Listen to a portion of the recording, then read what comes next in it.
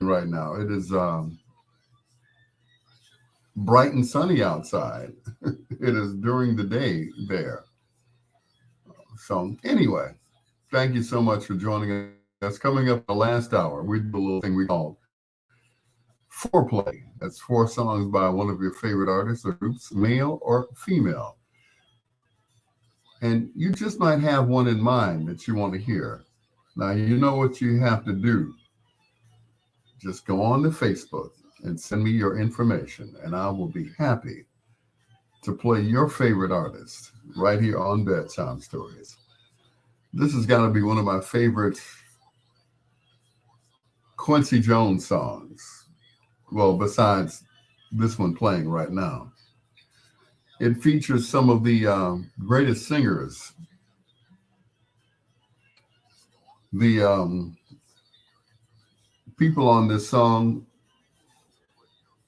El DeBarge, James Ingram, Al B. Sure, and of course, the late great Barry White. It's the Garden, y'all, on Bedtime Stories.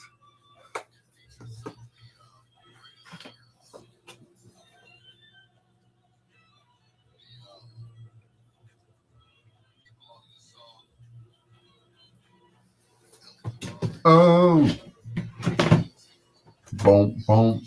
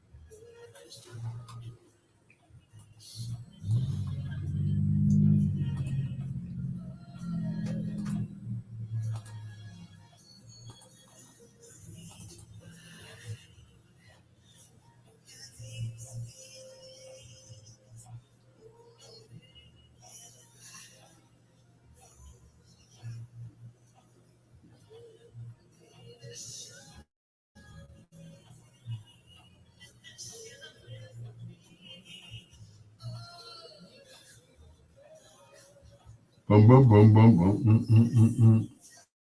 boom, boom, boom.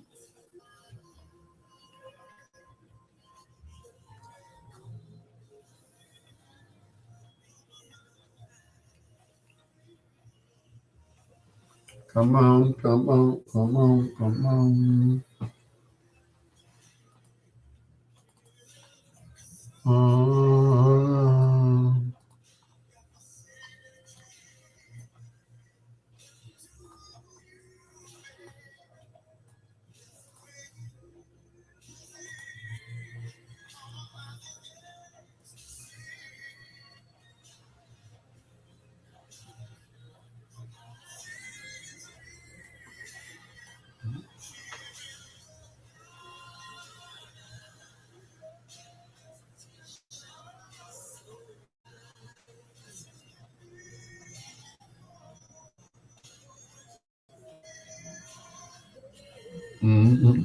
yeah, baby.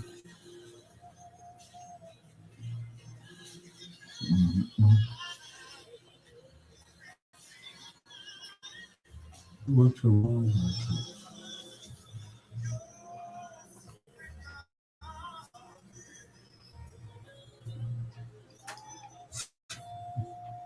Can I touch you down?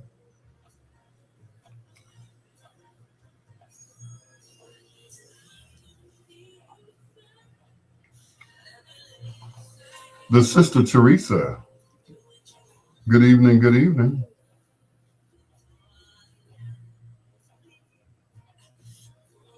Come on, Daddy. Yeah, baby. I'll take good care of you.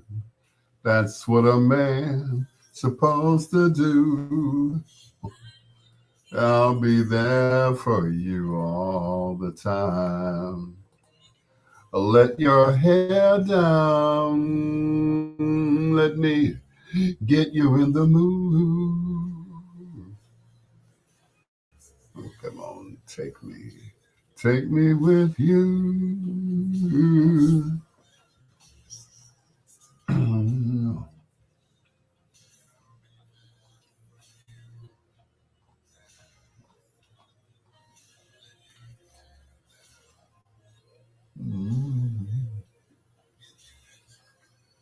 Comments. The Sister Teresa.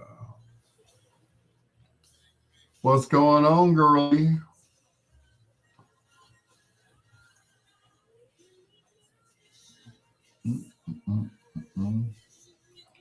No, I never want anyone.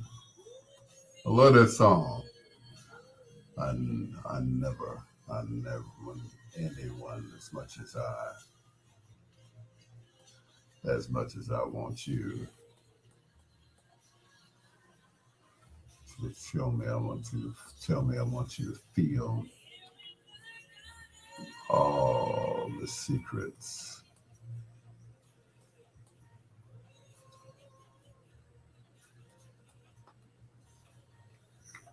Let's take our time because we have all night.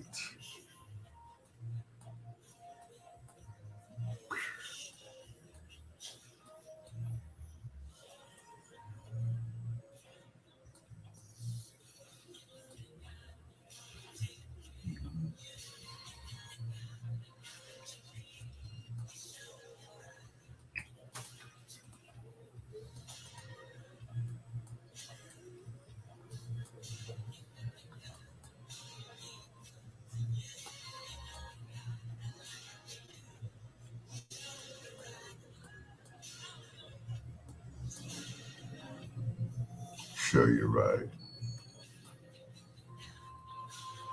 Baby, you know you're right.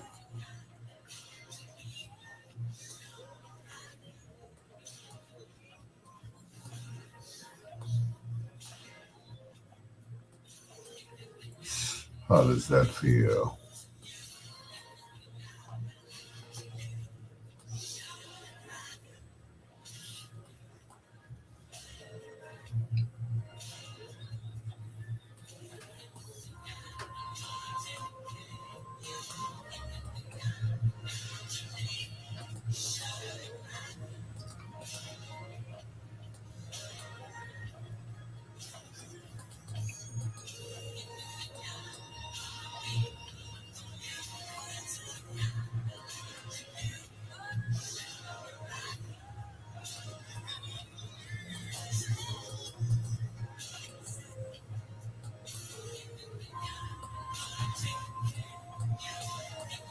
Come here, girl.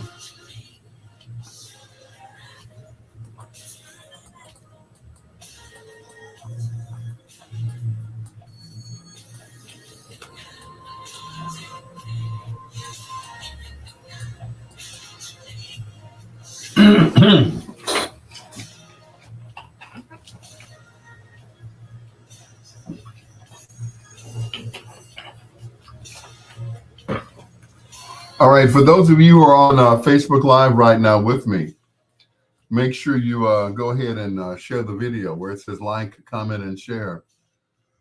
Go ahead and share that video. Just don't go anywhere, okay?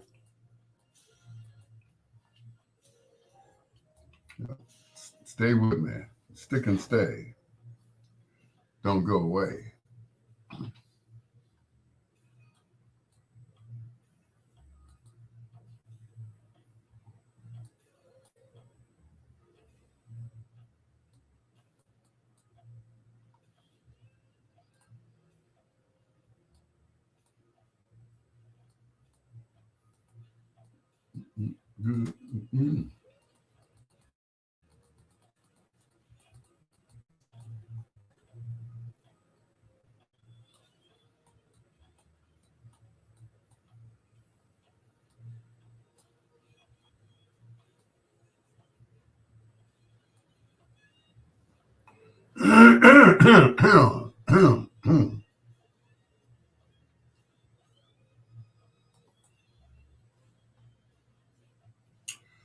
DJ Carl Dobbins, what's going on, sir?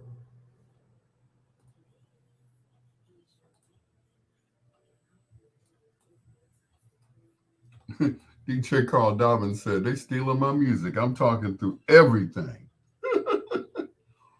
I know that's right.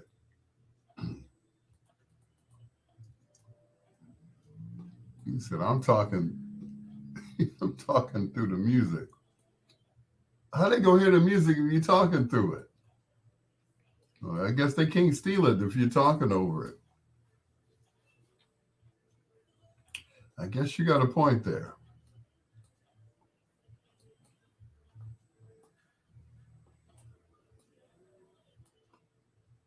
But that's one way to do it. There was this lady that I worked for at at the gospel station, right?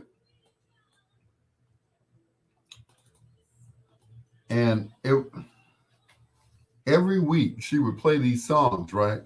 And she'd tell people how to get the song, right? But she would steadily talk over the song while I was playing. I'm like, what's really going on? And finally I just asked her, I said, look, ma'am, why do you talk through the songs? She said, I don't want them recording it off the radio.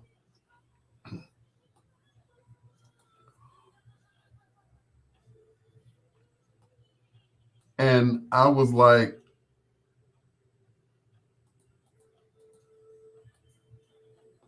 I thought about it. I paused for a minute and I was like, okay, that makes sense.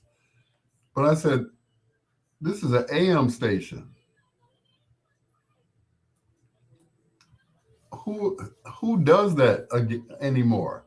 Who records music off of the radio while it's playing? Nobody does that anymore.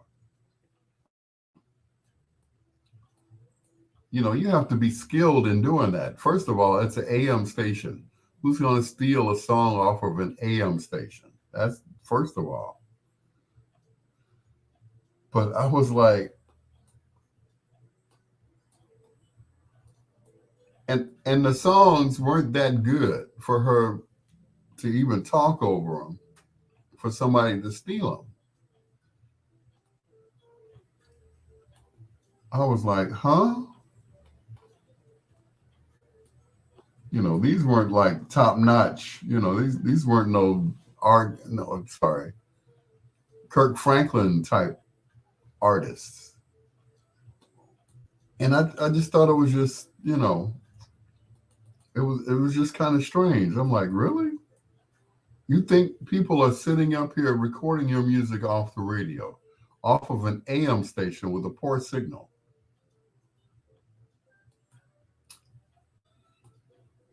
I was like,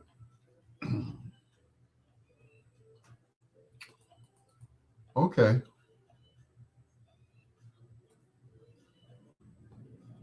After that, nothing else was discussed after that. I was like, lady, you go right ahead. You continue talking over your music on an AM station that you think people are stealing your music from. Oh, you sitting there with the stealer. You caught your stealer. That's what's up. Mm-mm. It's Troy. I heard Al Gray used to record songs from AM radio onto his RCA Victrola. You're funny, sir. You're funny. Very funny. Very funny.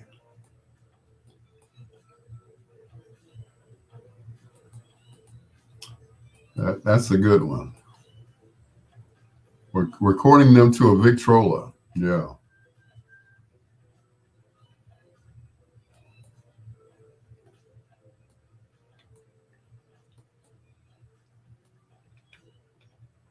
Bit of deep.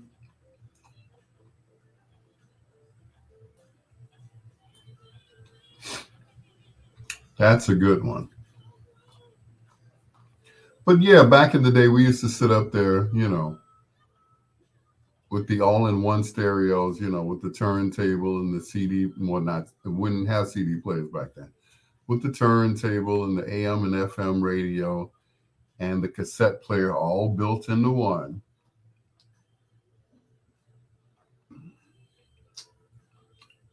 He was sitting next to the washing machine with Daddy Rich. I know that's right. He he had this big reel to reel that he had gotten out of Chess Records, and he called it the washing machine because it was as big as the washing machine. And he used this machine to transfer songs, oh, I'm sorry, commercials to these little bitty reel to reels. And he would send them out to all the radio stations with the Moo and Oink commercials on them. And he would ride around in his Jeep with these, these tapes. What he would do is he would take old tapes and he would erase them and put new commercials on them.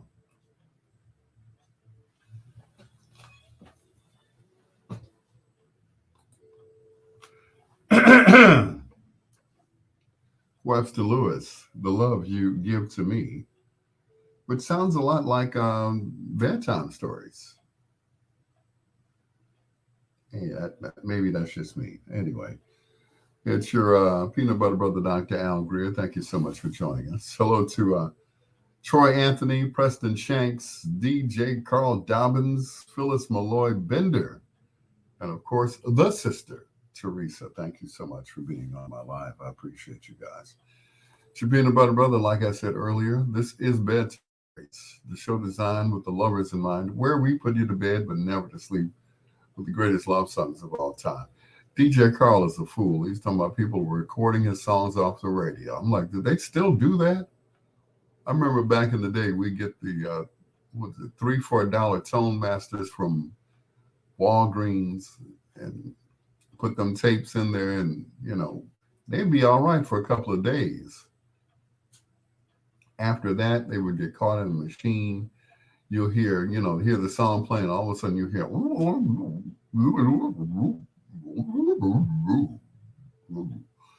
you open up the machine and pull the whole thing out. Oh man, that was heartbreaking back in the day. You spent hours recording stuff off the radio because you wanted to get the DJ's voice out of it. And then all of a sudden you pull it out of the machine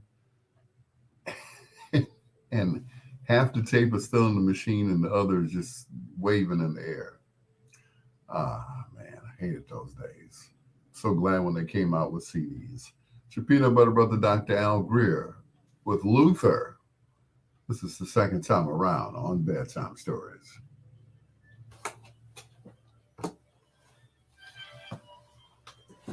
Yep. You pull that sucker out and I'm like, oh no. Then the tapes got better. You went from the Tone Masters, right?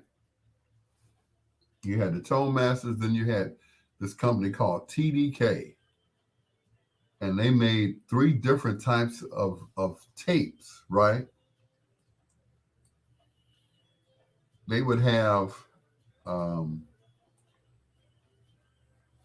they have regular bias, they have chrome, and then they had the expensive ones, metal. Yeah, the metal ones sound really good, but they were expensive as hell. It's like for one metal cassette, you're like $7 for one. The chromes were good too, but the last ones, it's like, those are the ones that get caught in the machine. And we couldn't figure out why.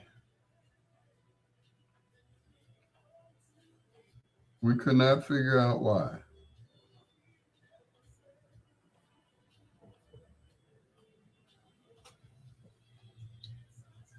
But anyway, we couldn't, I tell you. See, back then we weren't into,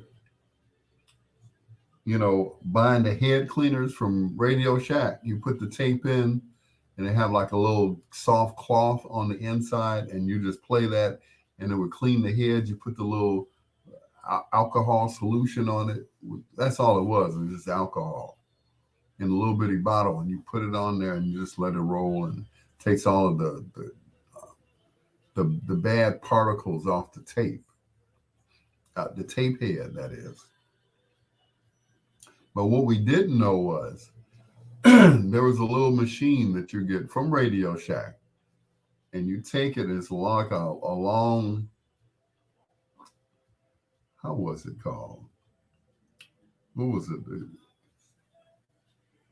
It had like a prong on it. It was long, and then you stick it down in there, and you demagnetize the heads, because after you play the tapes for so long, that's how they got stuck in there. It was nothing but magnetic particles. Well, the magnetic particles would get stuck to the tape head. So when you pull the tape out, it's still stuck on the tape head. So this is another Richard Pegee session back in time. I know, right? But Uncle Richard had all of that stuff, demagnetizers, and he could take and put that machine on it. It was like a little, looked like a little whatever it was, and turn it on, erase everything off the tape, and then he would use them over again, erase everything that was on there. I'm like, dang, Uncle Richard. And he would use the tapes over and over again. I never saw him buy any tape. I've never seen him in all the years I was hanging out with him. I never saw him buy a reel-to-reel tape or a cassette. What happened was, at the radio station, they would throw out a lot of stuff. And most of the stuff they threw out were like, they would have like one commercial on it. And once they saved the commercial, then, they didn't need the tape anymore, except if they needed like a backup or whatever. But, 9 times out of 10, that commercial would only play for like 2 weeks, and then they would get rid of it. Well, they would throw out boxes and boxes of this tape. But before it reached the garbage can, there was Uncle Richard fishing them out. And he would walk out of there with a whole box of, commercials that had been played. And he would take them home, and he'd take that little thing and erase everything, put it on that big washing machine, and then he would make copies and send them to all the radio stations. He did. He would take each one of them. He would go to all the radio stations with the Moo and Oink commercials. He had 2 different versions of the Moo and Oink commercial. One for the black stations, and the other one for the white stations. Yes, he did. So,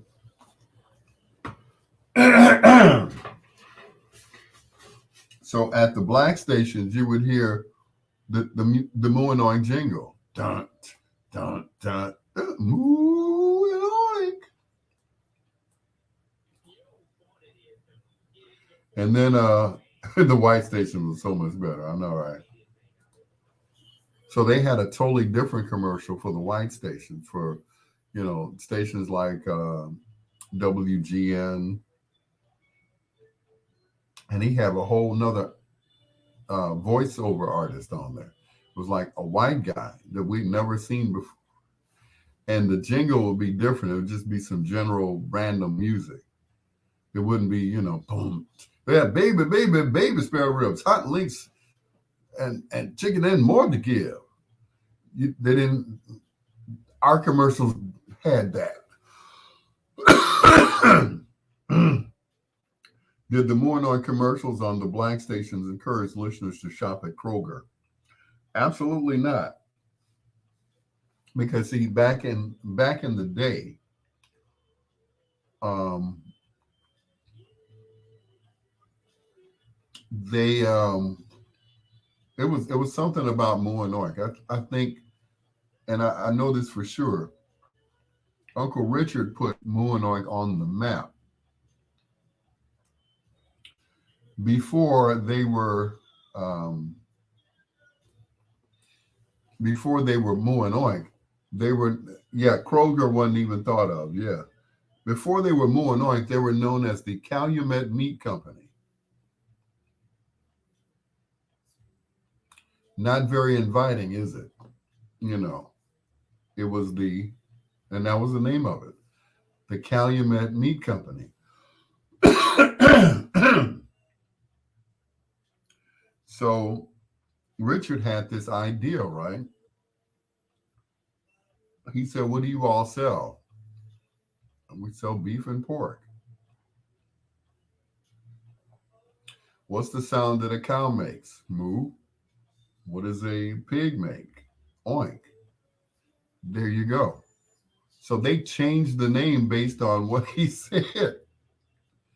He was a marketing genius. He wrote the theme song for it. They were still, the parent company was still the Calumet Meat Company because that's what it said on the checks. But on the commercials, on the, all of the flyers and everything else, it was a picture of a cow and a pig. He even put them in costumes. Like I said, Richard was a marketing genius. We would not have known about Moanoik if it weren't for him. We would not have known about Funtown. Richard took an old song that he had done on a group called the Brothers and the Sisters.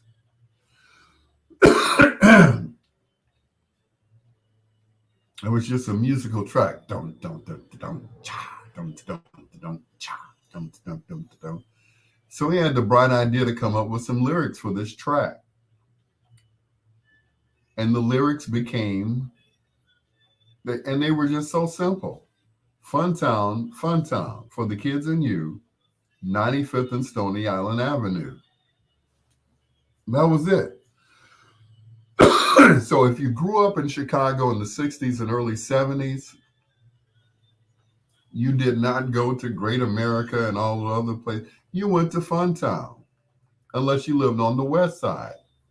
West side, they had Riverview.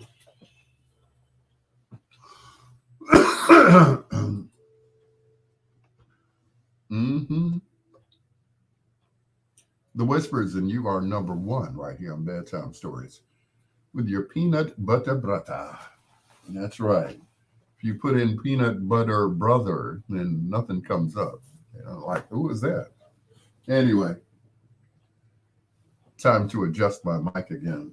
What is that? What that? Oh, there we go. That's a little better. Okay. That's a little better. Anyway. Anywho, man, that's not even better at all. All right, let's see. Let me do that. Okay. Anyway, Russell Baker said, "Scroll up. I left a message for you." Hold on, let me find that message there. Let's see. That's DJ Carl Dobbins. That's Troy. That's Preston. Let's see. Troy again. Thank you. It's a Monday, so what can you say? It's Dr. Al Greer here to save the day. So if you're feeling down and a bit, wait 1 second and he'll play a hit. That's my jam. I knew he would play. He would. Dr. Greer plays the hits that make people feel good. Thank you so much. Shake and Bake, Russell Baker. Thank you so much. You're a poet and I didn't even know it. Thank you so much. I appreciate that, man. Anyway. And then, of course, Troy comes with, I heard Al Greer is changing his fake name from the Peanut Butter Brother to the Canola Corn Oil Cousin.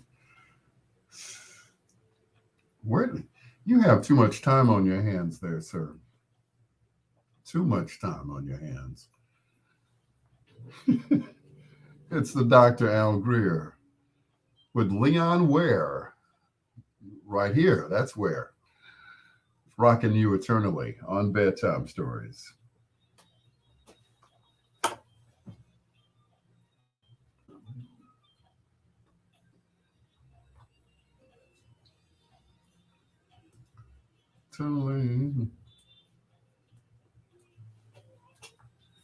I know Troy's. Yeah, he's got too much time on his hands. The canola corn oil cousin. You stupid. You have way too much time on your hands, sir. Way too much time. Anyway.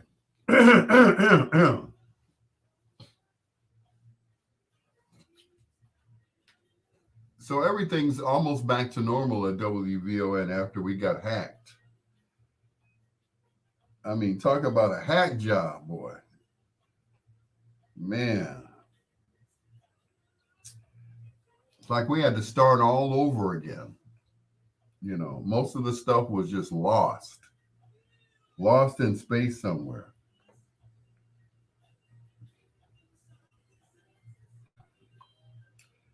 Yep. Just, yeah. I mean, that,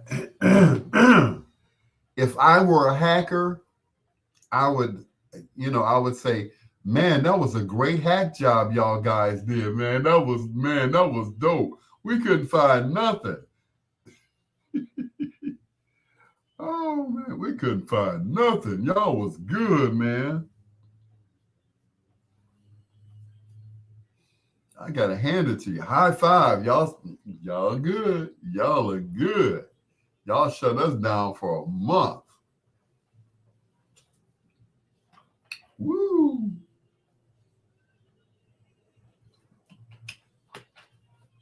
We had to start all over again from scratch. We had to remember what all the categories were and everything. I was like, wow, these guys are good. They're good. Of course, it was a headache because, had to reinstall software and everything else, but y'all were good. Went down in the middle of a meeting. Yep. In the middle of a meeting. So,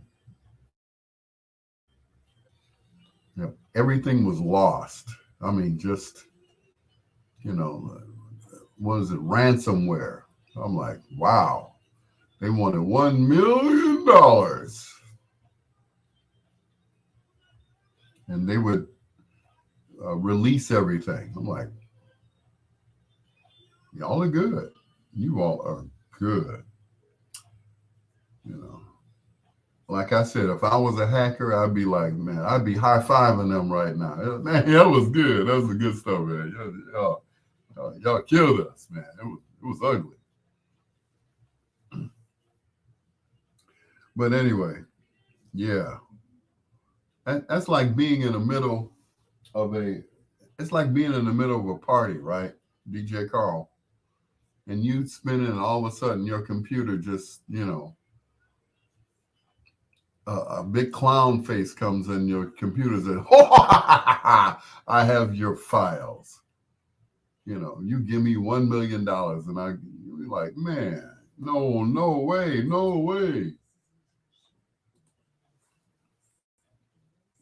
In the middle of a party and all of a sudden your computer shuts down. Whoo, man. Talk about mad as a mother for you. Like,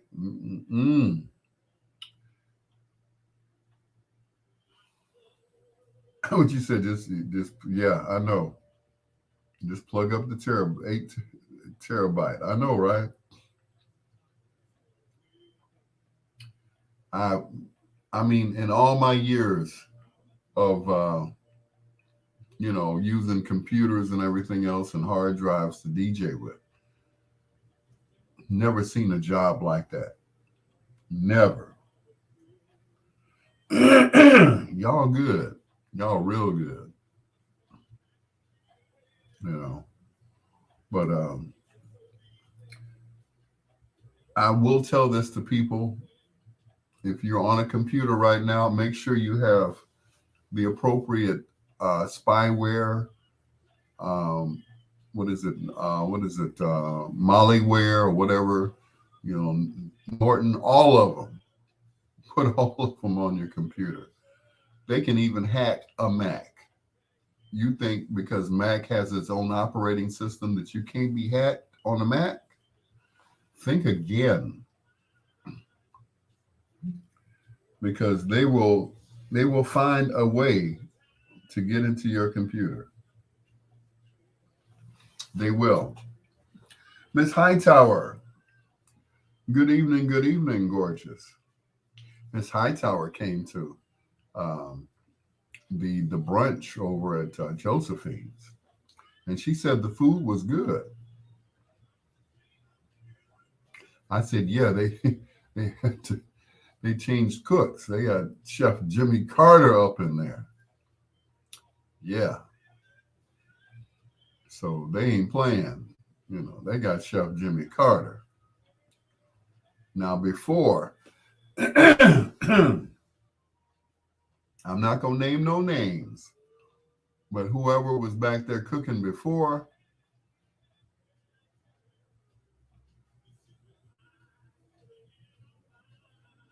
him or her wasn't too good. Yeah. And you have to be real careful with buffet food, because it's sitting there, it's out in the open. So when I go in there, which is why I think they shut down Old Country Buffet, um,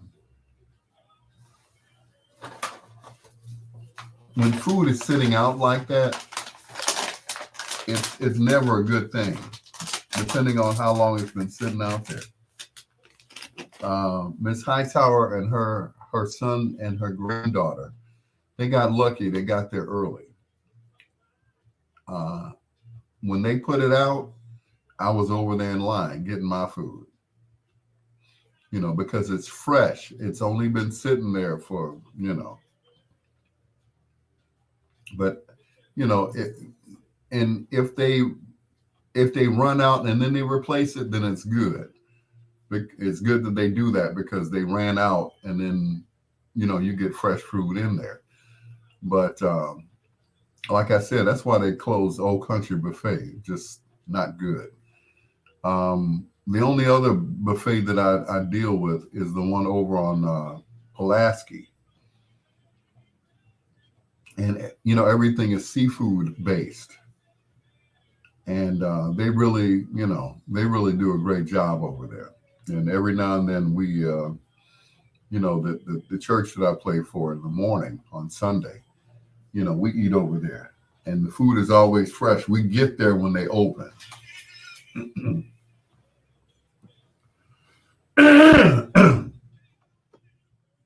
On you.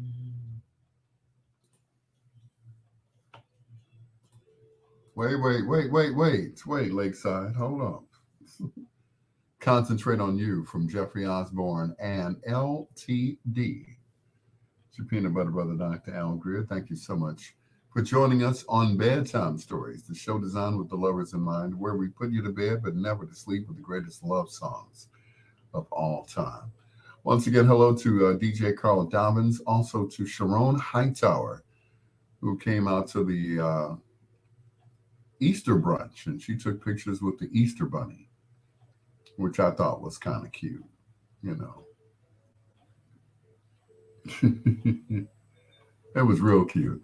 Anyway, I had a great time. I don't know about you guys, why you didn't come, for what reason or another, okay. Maybe it was too expensive. It was like,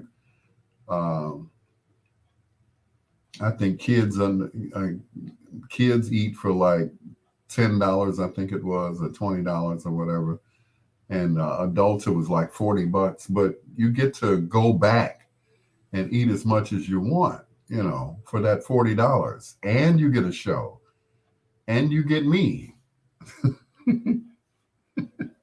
I thought I would be worth the price of admission, but obviously someone didn't think so because I gave my card to someone and they threw it on the floor because I found it on my way to the bathroom. I'm like, oh, okay. I bet I know who threw this on the floor. Anyway, yeah. Hello, Miss Davis.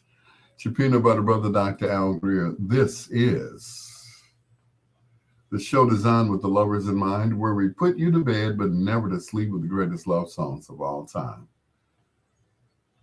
Throw my card on the floor, would you? I tell you. It's crazy. Yeah, 20 for kids, 30 for seniors, and 40 for adults. I didn't understand that 30 for seniors. Aren't seniors adults too? Oh, well, here's Lakeside.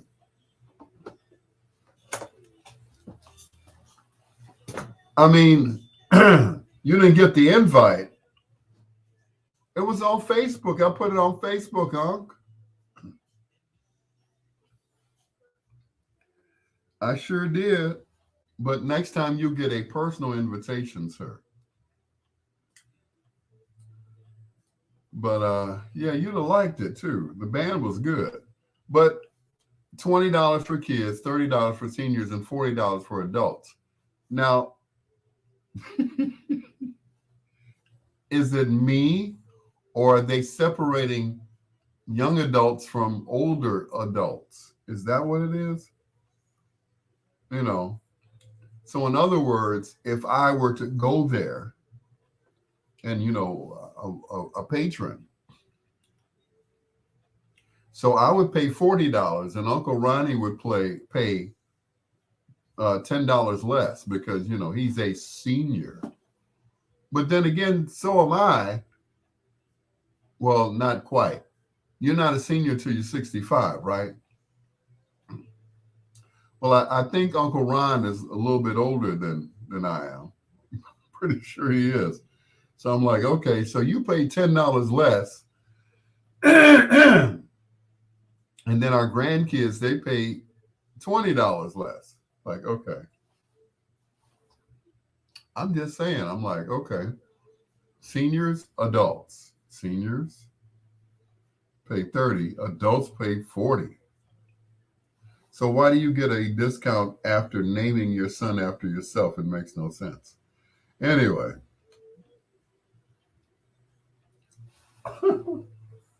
I don't understand. But I guess it's not for me to understand.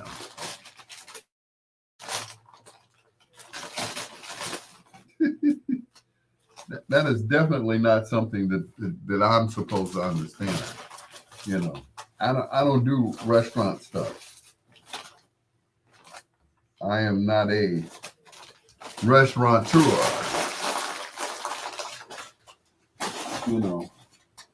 I mean, back in the day, I always wanted a club. I wanted my own club. I was going to call it Club Risque. And then I thought I didn't want that headache. I watched Because You'd Be Al Greer Sr. if your kid was named Al Greer Jr. Jokes are always funnier when they're explained. Anyway, thank you. Thank you, Monique. But anyway, speaking of which, did anyone see Monique's Netflix special? I did, and I thought it was okay. Monique is a comedian. Yes, no, yes, she is. And if you haven't seen it, I don't want to spoil it for you. So I'm not going to say anything, except the fact that I didn't enjoy it. You know, in the words of the Wayans brothers, where where's the funny?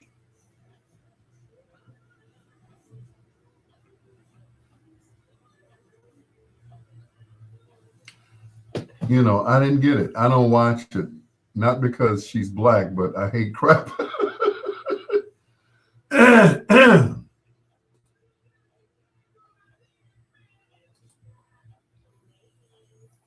Now, maybe it was me. Ms. Hightower said a lot of seniors on a fixed income, so they try to get them in by offering a lower price. And Sharon said Monique was raw.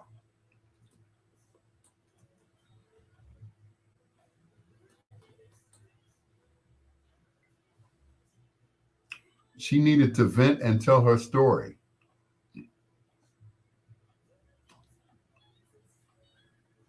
Ms. Hightower, she needed to vent somewhere else and tell some fucking jokes. Instead of everything out of her mouth was, I'm like, okay, if we take the other words out, all you get was an hour of mother. That was it. There are only two people that can utilize that phrase and make it sound funny. That's the late great Bernie Mac, may he rest in peace, Bernard Jeffrey McCullum, or Samuel L. Jackson.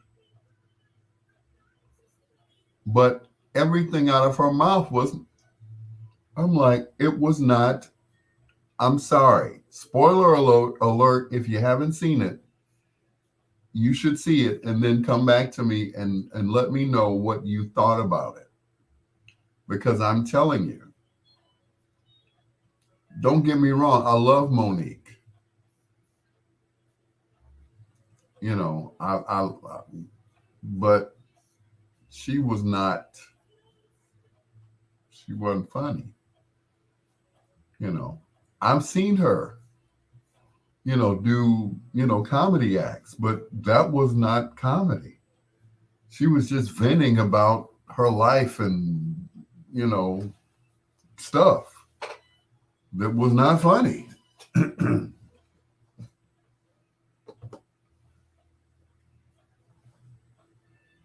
Boom. Love that song. Gladys Knight, The Makings of You from the Claudine soundtrack with your peanut butter brother, Dr. Al Greer. Talking about Monique, we've gone from buffets to talking about Monique and her Netflix special. I got a chance to see it. Troy said I won't watch it, not because she's black, but I hate crap. Ms. Hightower said she needed to vent and tell her story. I was like, okay, do that at another time. People paid to see her tell jokes. Instead, she went back to her childhood,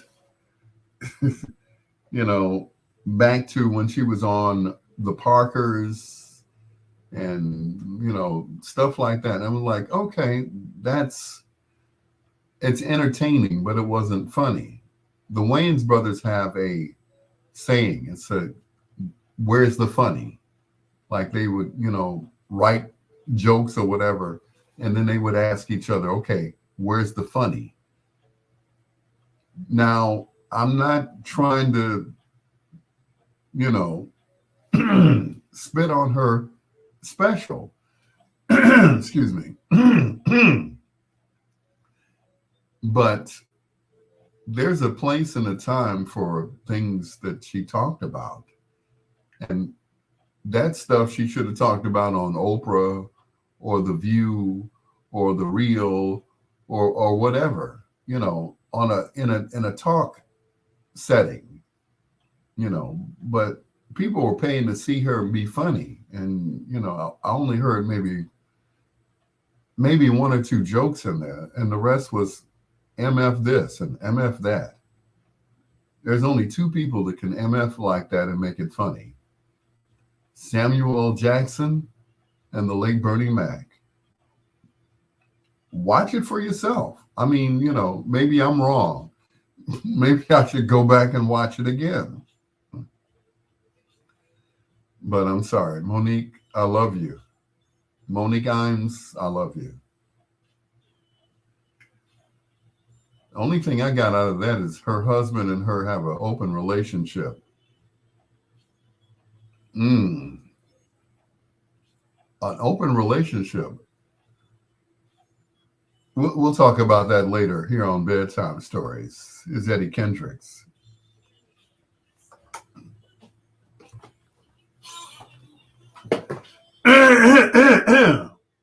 Right. Oh, thank you. Excuse me. Yeah, y'all can't see my sign back here. Let me move my sign over here.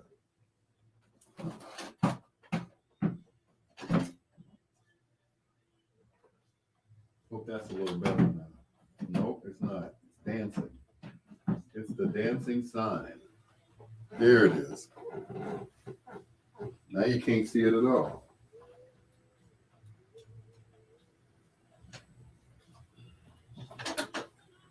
I can't get it up any higher. Be right back, guys. Don't go anywhere.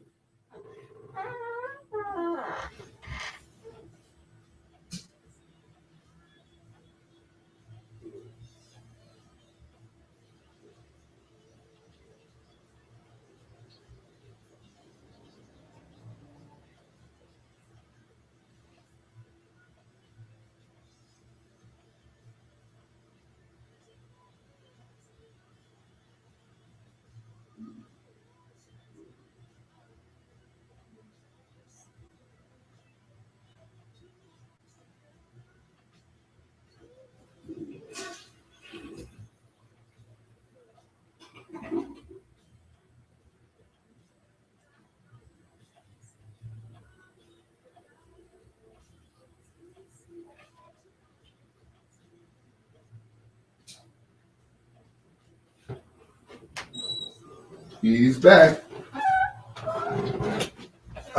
Good God.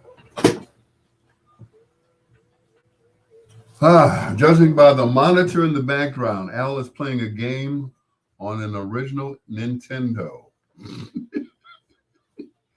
Anyway, Ronnie said she's been blocked by too many people. Now, in the audience, there was Lee Daniels, who was the director of the movie that she won the Oscar for, which was Precious, which was kind of cool. It's like, okay, she made up with one of the three people that she dislikes. And I guess that's putting it mildly. Tyler Perry, Oprah, and Lee Daniels.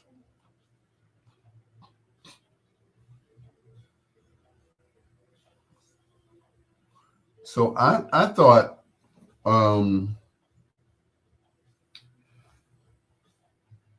she did well in the movie, and she made a lot of money in the movie.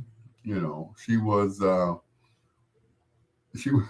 basically challenging or channeling, I should say, her own mother, because she said her mother was illiterate.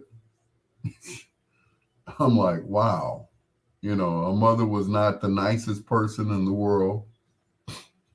So, I'm going to say goodnight, but can I hear some Phyllis Hyman, please, sir? Night, night. Of course. I loved Phyllis Hyman. When I say I loved Phyllis Hyman, please. I was in love with Phyllis.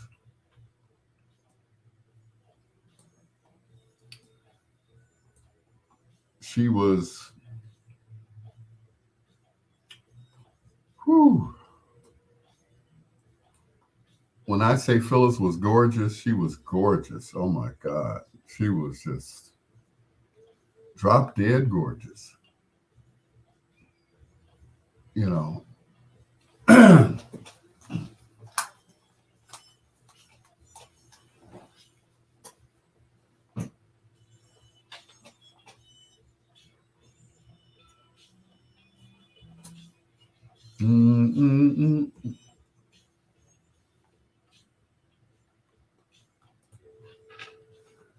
I remember seeing Eddie Kendricks perform that song at the Temptations reunion. He walked out into the audience with the longest mic cord I'd ever seen in my life. That was before, those wonderful wireless mics that we have now. And he walked out into the audience against the will of the security guards. And you could hear Eddie singing, and you could hear the young ladies screaming and tearing off his clothes. Eddie, Eddie. That's all you could hear was him, singing and them screaming, Eddie, Eddie, Eddie, Eddie, Eddie. In endless love, Eddie, Eddie, I found in you. Eddie, Eddie. Warm and inspiring and everything. Eddie, you hear me calling you? It's an interesting concert, to say the least. It's your peanut butter brother, Dr. Al Greer. Hello to Reggie Hill. I guess we're talking about Phyllis, too. We got some Phyllis coming up from his high tower. But before we do that, let's pay the bills from our good friends at Grubhub. Load up. Boom, boom, boom.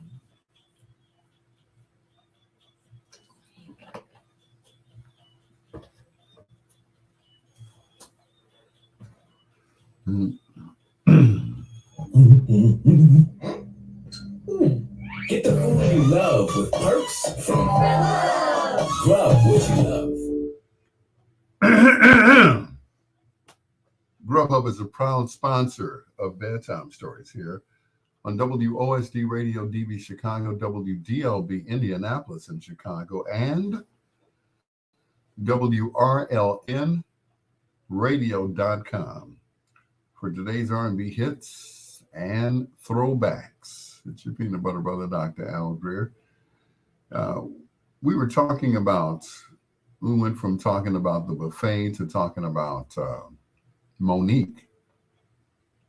Now, once again, don't let me be the spoiler. If you want to watch it, go right ahead, and I want you to form your own opinion about it. If you've seen it already, you can either agree or disagree with me.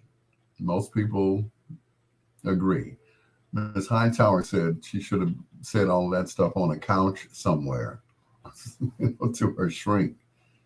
I was molested as a child, and I did that. I'm like, mm-hmm. And my mother was illiterate. I'm like, poor child, I'll tell you. And she needs to do something about them shoes. When your toes are crooked like that, you can't wear shoes like that, sweetheart. Close them up.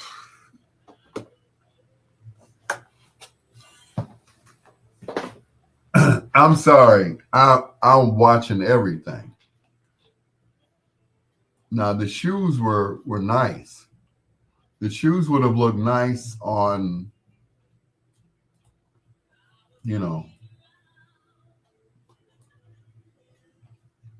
somebody like Miss Hightower, it's like, but them bunions, you can see her, she had old lady feet. I know she was uncomfortable. Them bunions looked uncomfortable. You can see her big toe going, going to the west. You're welcome, Miss Hightower. But ladies, if your feet look like, it's certain shoes you should not wear. Once again, she had on some nice shoes. The shoes were nice. They looked comfortable because, they weren't your typical high heel. They were the chunky high heels, and they were probably real comfortable. But, when you got them, like I said, old lady feet, and they just, you're like, ooh, Dad, Granny, that looked like it hurt. How you walking on those, they get used to it after a while, you know. They do the duck walk. Just saying. Lady G, you know, because Lady G will tell you, you know, I'm a foot man. I'm not ashamed of it. I'm unapologetic about when it comes to a woman's feet. And yeah, you know, I check everything out, ladies. I'm sorry. Hands, feet, that whole thing. And, you know, what's up, Preston? Preston don't care. It's like, you know, just don't put them in my face. And some men don't care about, you know, they're like, man, they're just feet. I'm like, bro, you don't understand. You don't understand. Phyllis Hyman was one of the most beautiful women in the world. But her feet, she looked like she played basketball as a kid. You know, they put you in the mind of either Shaq, Michael Jordan, or what's my man with the colored hair? Yeah, that guy. I mean, Phyllis was fine all the way down to her ankles, and that's where it stopped. But I guess you can't have, you know, you can't be like 6 feet tall and have it all. You know, you can't have, nice, you know, breasts, you know, small waist, nice, you know, hips and butt and pretty feet. They're just, you know, something's got to suffer. She wore, yeah, she wore, hey, son, I love you too, man. Oprah's another one. Oprah had, I mean, Oprah's got all this money. She's got like, yeah, she can just write a check for you and you go buy a club or something like that. But yeah, I posted my feet. Now, hey, and of course, one of my friends made a comment about the feet. Donna J. Rudd. What's going on, Donna? Donna and I went to school together. I had a crush on Donna back in the day.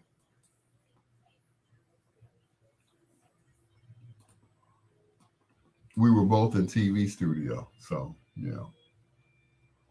Now, I saw a picture of Oprah. She was laying down, and I could see her feet. I'm like, oh, that's, oh.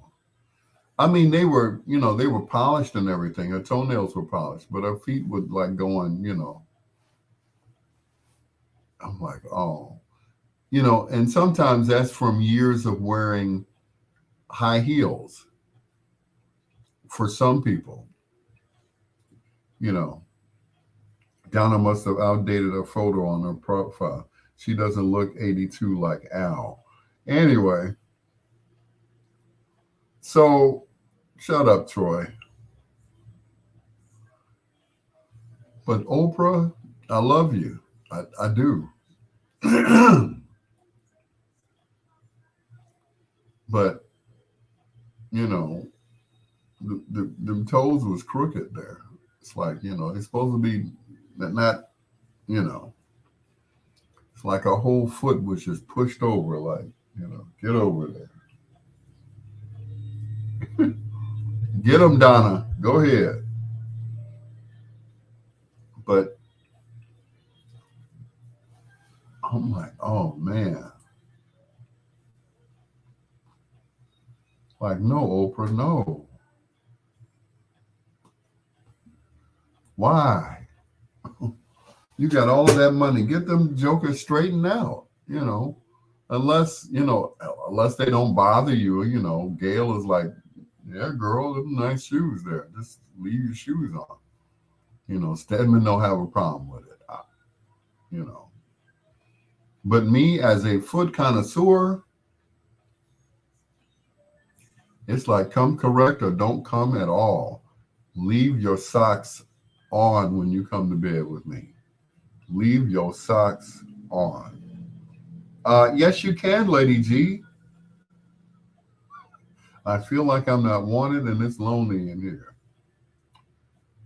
Oh, Lady G, I swear. Oh, if things were different,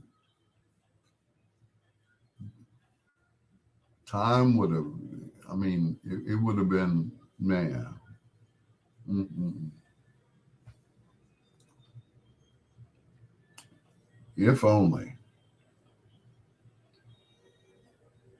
But yeah, Oprah, um, of course, Phyllis, who wore a size 12. Yeah. But it's like, you know, some people are just, their parents have ugly feet, so therefore they'll have, you know, ugly feet. But then again, who's looking at them, right? Never mind, Lady G. I'm just thinking out loud. Yeah, just thinking out loud. Anyway, where was I? Feet. You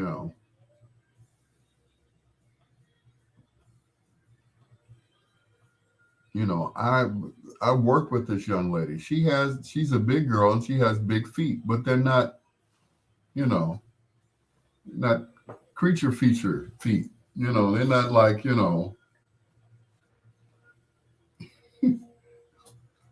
not like those Halloween feet that you put on.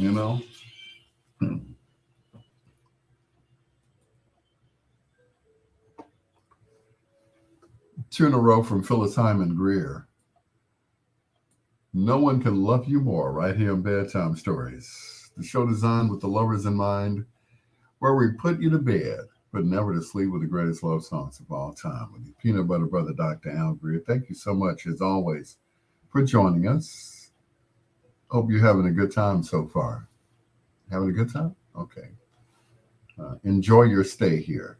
Hello to Donna Rudd, former classmate of mine at South Shore. Also to Lady G, thank you so much for joining us on our Facebook Live via YouTube. She's all. She said she's the only one that's in there. Donna said, I didn't know you had a foot fetish like my ex. My feet still look good. No bunions, corns, or calluses. Pretty feet. That's what I'm talking about. That's what I'm talking about. Women, you got to keep your feet up, even if they're crooked. Still polish them and make an appointment to see the podiatrist. But anyway, I'm just saying, it's about to be sandal season. So y'all got to get them straight. you know, come correct or don't come at all. It's Kenny Loggins with a little help from Mavis Staples. It's too early for the sun right here on Bedtime Stories.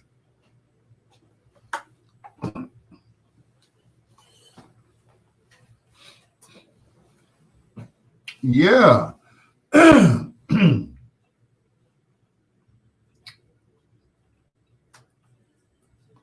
Yep, I have always, and I remember my mom saying, she was at school.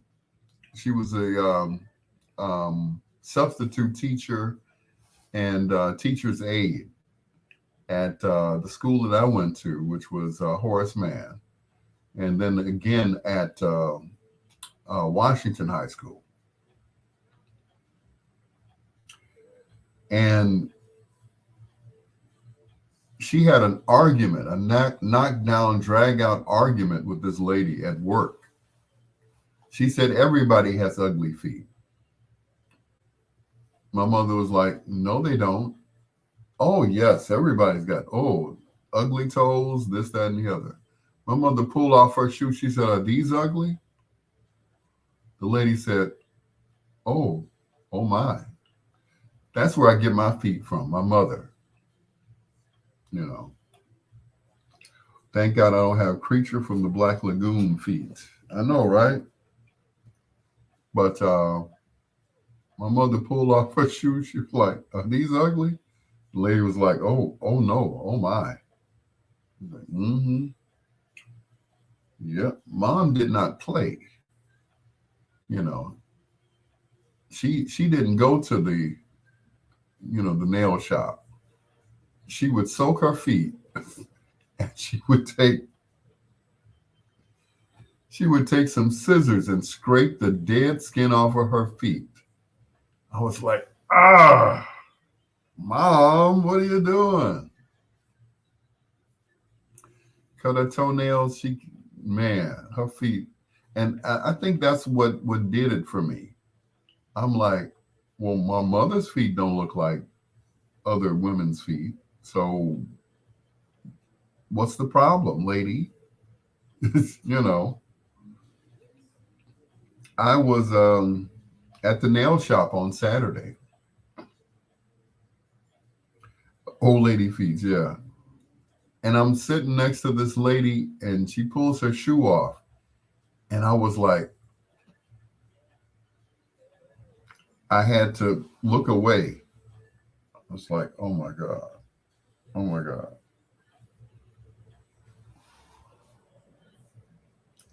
They her big toenail looked like it was just hanging there. It's like somebody had just taken a hammer, da, da, da, da, da, da, and that's the way it healed. I'm like, oh my God. 1 hour of feet stories. Bedtime stories, feet stories. I was like, and I would not look back over there. I would not look at her. I mean, it looked like the toenail was just sitting on top of her toe. You know, I mean, shoot, it was hurting me.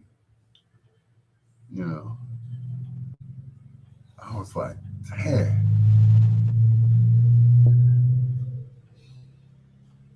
like it was just balled up, just sitting on top of her toe, the toenail. And she said, "Give me some color." I'm like, "You need more than color, lady."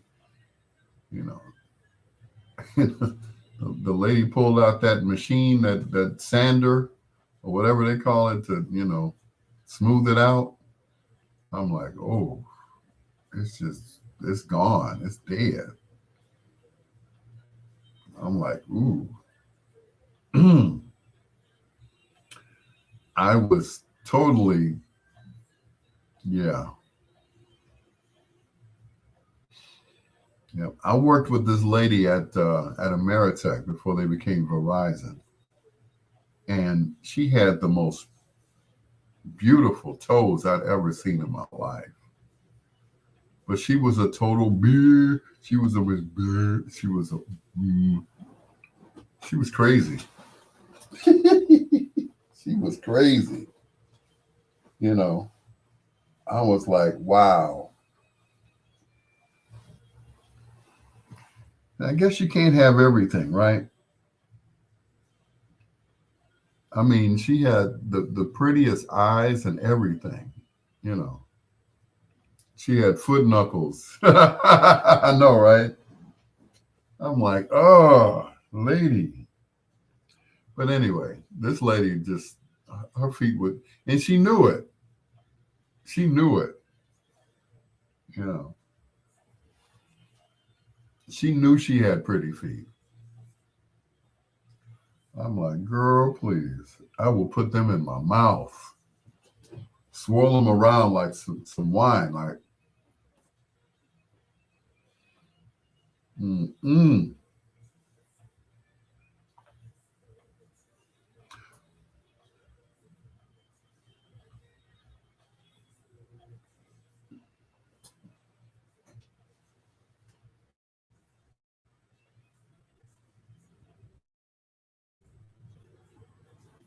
Open up.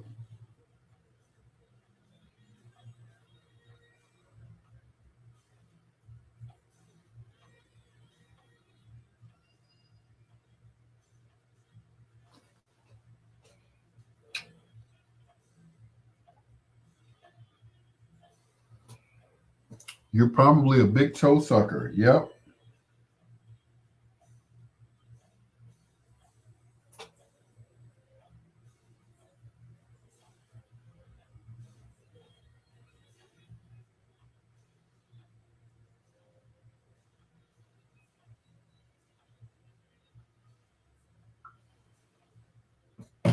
EJ, what's going on, sir?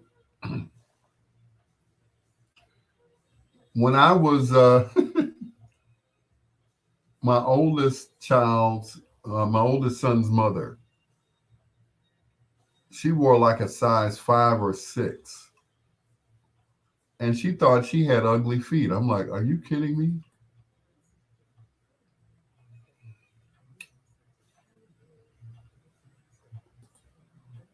They were beautiful.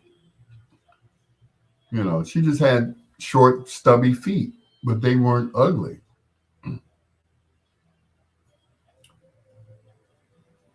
So I would drop her off at work and, I'd pick her up because I had the car in the family and I didn't want her driving the other guy's car.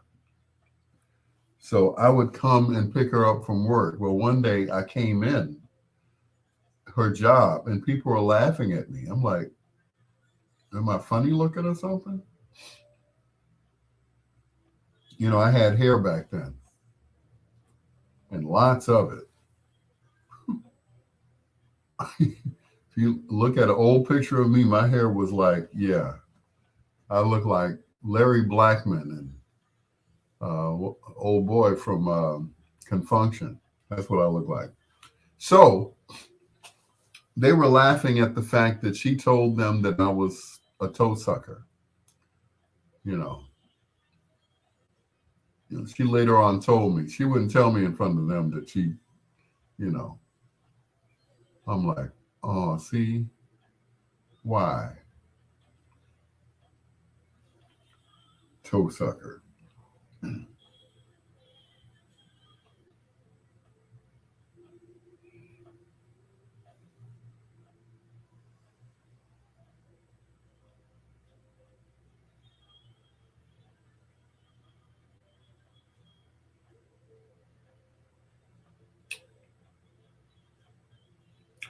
But anyway, toe sucker, yeah. And I'm sure I'm not the only one. I'm sure there are a lot of guys out there that, you know, foot worshipers. You know, it's like, oh my God, your feet are just so long. I know I'm not the only one. Please say I'm not the only one. I guess I am.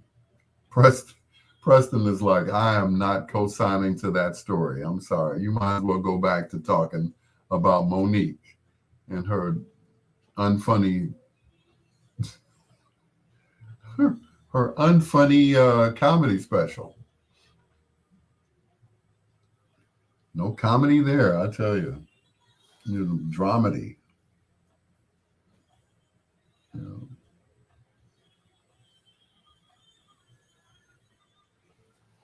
So Donna, yes, I am a big toe sucker. Yes, I am. Certainly am. JR had me wearing open toe shoes in the winter.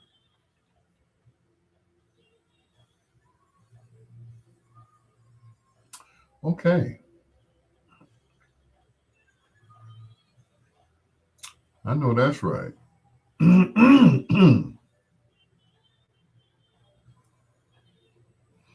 I remember the first time I kissed my wife's feet. Not the first one, but the second one. The first one, her feet didn't look too bad either. And she refused to get a pedicure. She said, I don't want nobody touching my feet. I was like, okay, all right. So she would never get a pedicure. But her feet didn't look bad. And her nails were even prettier because I was like, your nails grow naturally like that? They had a natural curve to them. She said, I used to get them done, but, I couldn't afford to every 2 weeks. I was like, I'll pay for it. She had the cute, oh my God, she had the cutest little hands. So then my second wife, she got the little hands too. Like, oh my God. Little hands, little feet. Yep, little hands, little feet.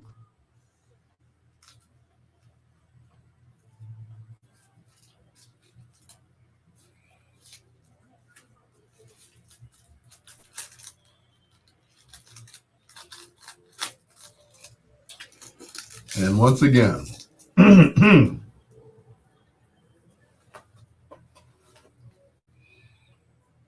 I mean, something like that would just, make me weak. I'm just saying, make me weak. like like in like the clumps, you make me moist. Yeah. I'm like, good grief.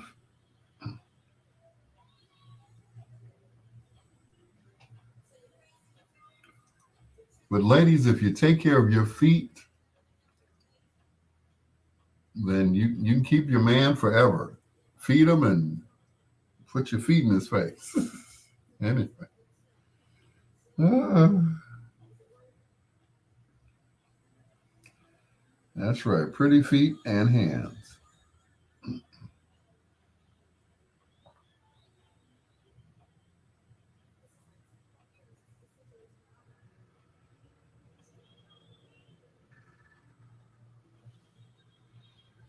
They car.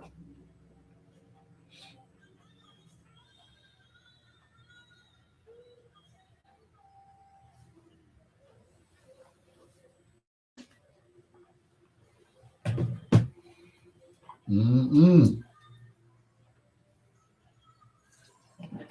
Ah.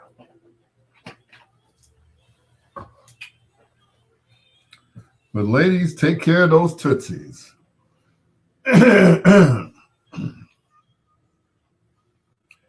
And you got some women that, they yeah, they know they got pretty feet. So they,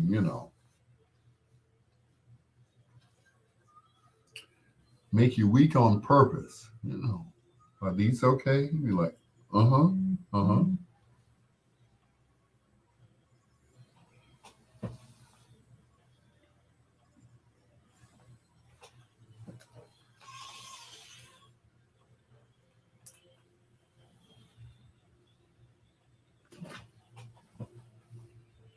If you don't know me by now.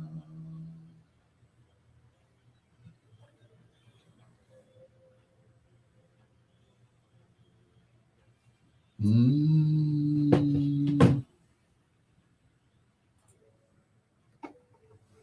the great Patti LaBelle. And if you don't know me by now, then you'll never know me.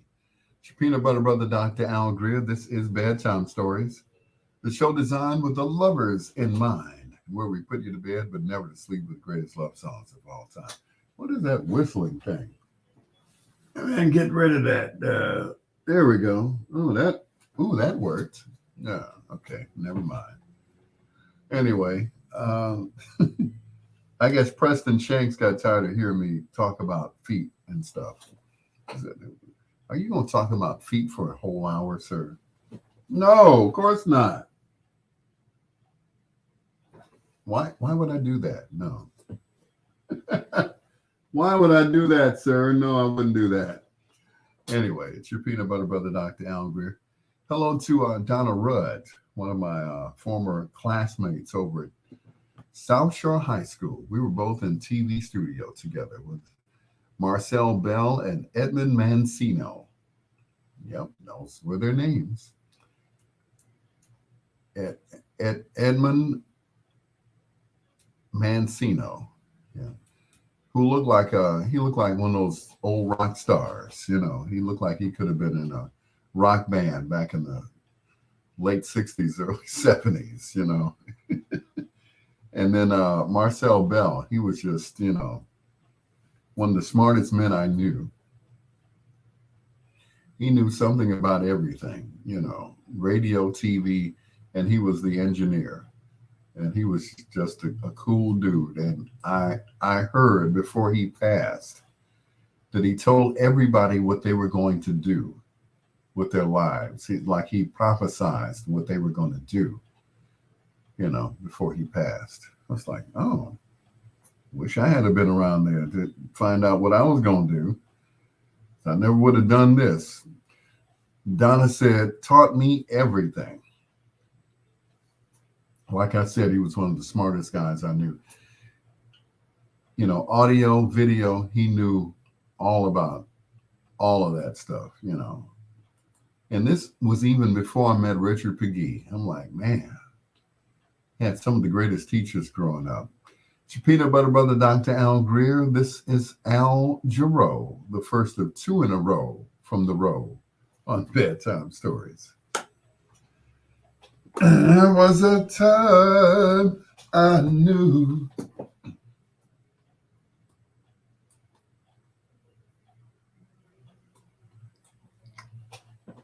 Yep.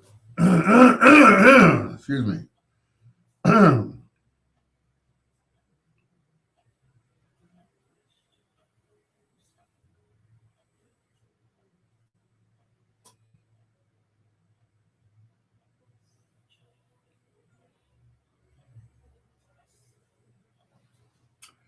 Yep.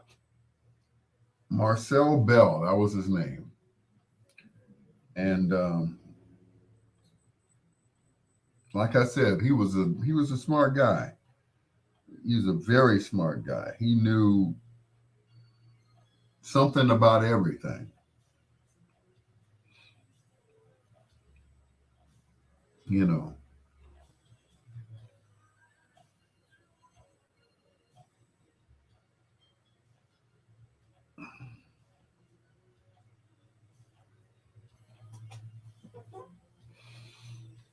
Yeah. and some of the stuff that he taught Donna and I, we took it on to into our DJing. Um, Donna was with a group called Fox Players, which were like the hottest bunch of DJs in Chicago. Fox Players. If there was a a set and Fox Players was setting up sound, yeah, you knew it was going to be good.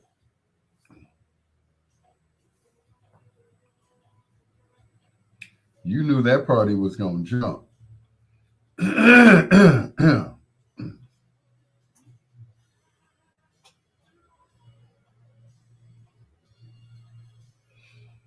Yep, that party was going to rock. Fox Players, oh yeah.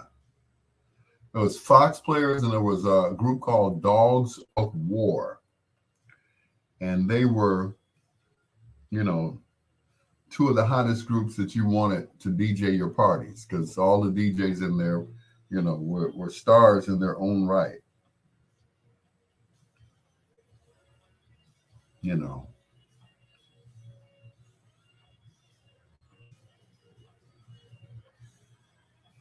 Yep. Fox Players, Dogs of War, and there was another one. Fox Players, Dogs of War, and of course Naja.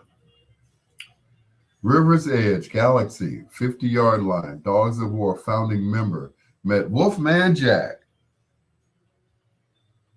Mm-mm-mm. Yep. You going way back there. Woo! Those were the days. Dogs of War, Fox Players.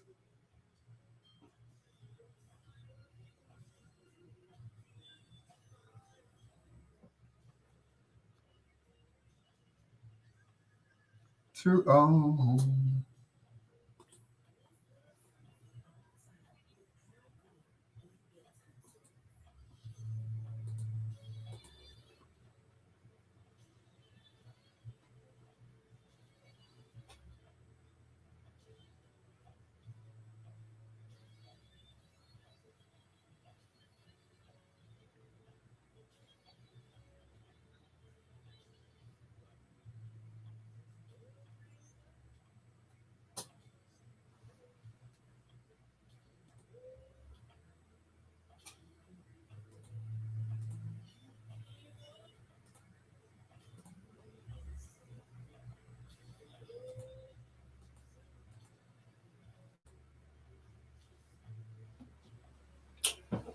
Yep, those were the days.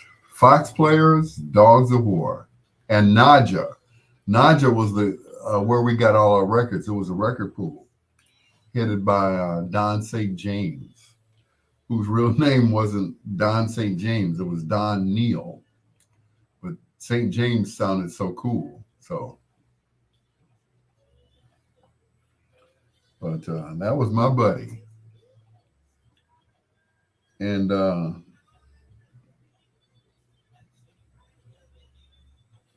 he used to give records. He would give double copies of records if he had like extra ones to people that he liked. If he didn't like you, you didn't get no double copies because you had to have a double copies of records so you could like go back and forth.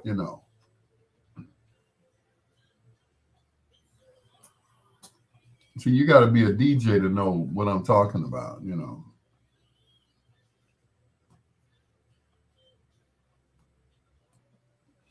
To go from one record to. So you had to buy two of the same record. But man, whew, those were the days. I was with Milton Green and Smokey. We played at all those places. River's Edge, Merchandise Mart was our main spot. Kids from Cabrini came every weekend. He coined hot mix. Really? Wow.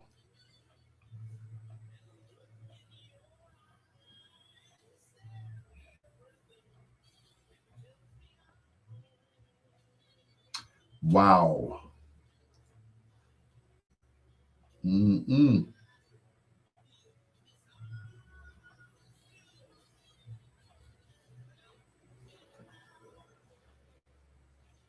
Before that, I was Herb Kent's flunky. I know, right? Weren't we all? If we weren't with Herb, we were with Richard. But I got the distinction of being with both of them.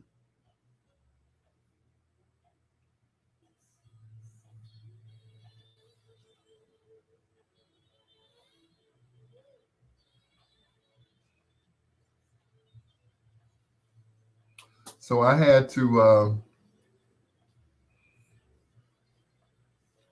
keep my mouth closed when I was with them. 'Cause I couldn't tell the other one what the other one was doing. I would never do that. I would never go against the other one. I know what you meant, flunky. Because I was Herb Flunky too.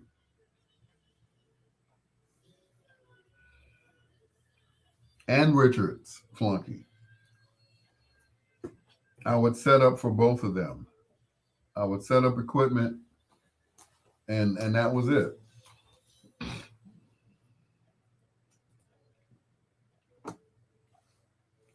Two in a row from the great Al Jarreau. And so good right here on Bedtime Stories with the peanut butter brother, Dr. Al Greer. I was wondering, you know, and, Kim, Kem, he sounds a lot like Al Jarreau. I wonder why he never does any Al Jarreau songs. He has that same sound. And I remember seeing him in concert over at the Horseshoe Casino in Hammond. And it's like he did a little riff that Al Jarreau would do. And he laughed like, yeah. But I remember seeing Al Jarreau on Fox 32 in the morning. He was being interviewed by Darlene Hill. And she, asked him a question about Kim. He said, who? I said, Kim. I said, no, I don't know who you're talking about. You know exactly. You know exactly who she's talking about. Come on now. But he didn't want to, give him no props. And I understand. I get it. But the two of them, that would have been a great collaboration between the two of them had they, gotten together. That would have been a great album. Anyway, it's your peanut butter brother, Dr. Al Greer, just about 20 minutes ahead of foreplay. Right now, one of those songs that makes me cry. Here's Dexter Wansell.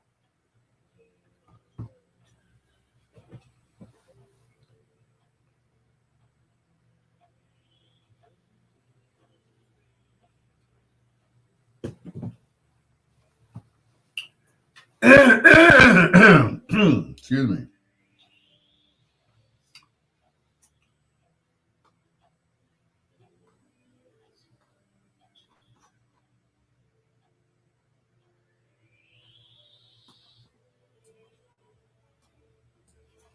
But yeah, when you work for them, you can't talk about the other one.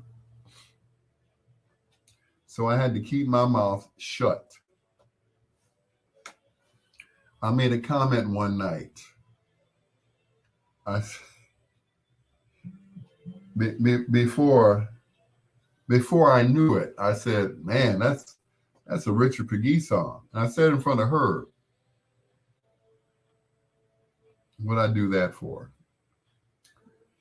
Herb turned around and looked at me with this look that I'd never seen before on his face. "Well, you go back and work for Richard then." Huh? What? What? Huh? What? Did I say something wrong, sir? Your Highness, you're King of Dusty, sir. I So after that, I never mix the two. It's like oil and vinegar. Don't mix the two. like gasoline and kerosene. Don't no. So I had to stay in the middle, Donna, and I had to keep my mouth closed, Donna, and I could not say anything to the other one about whatever. Herb was supposed to be in position to do a syndicated show that was going to air on Saturday mornings, I think, on V103, right before his own show. It was going to be produced by Brad Sanders. You know him from, On the Phone with Tyrone. Well, that was Brad Sanders, comedian and writer. And he was going to produce Herb's show because he thought Herb deserved better than what he was getting. He wanted to share Herb with the world. John Caldwell, what's going on, bro? Long time no see since yesterday. But Brad wanted to share Herb Kent with the world. And Herb wasn't quite ready to step foot out of Chicago. He would go, they would have like special assignments where they would send Herb, wherever, But for the most part, Herb never wanted to leave Chicago. He was born and raised here in Chicago. So he was going to stay here until, I think the furthest he ever went to do radio was probably in Gary. And that was at WLTH, which was the same station I worked at. So I kind of followed in his footsteps. But man, whoo.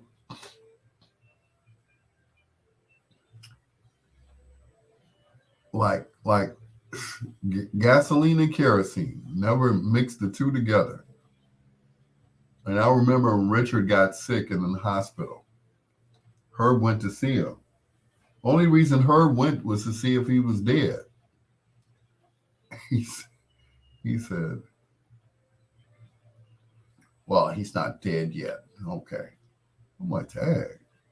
So when he did die, he came to Kennedy King that day. Marv Dyson was my boss.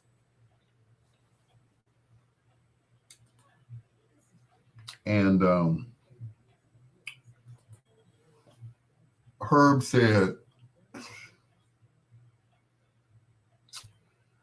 "Well, I guess I'm all you got now, huh?" Oh, man. And that was it. Richard had just died maybe less than 24 hours before that. Yeah.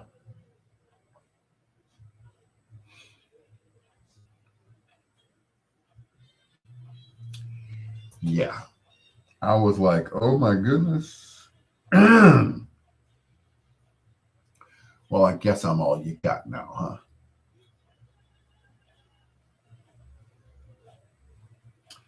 And that was it. They did not, they didn't like each other, but they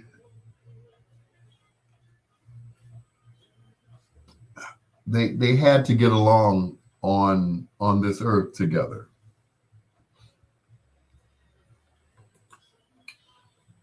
But boy, buddy, they did not, yeah,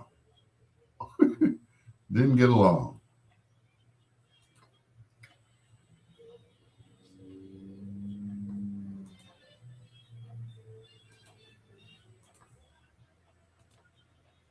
They hated each other. When I say they hated each other, oh my God. And Richard couldn't understand why Herb hated him.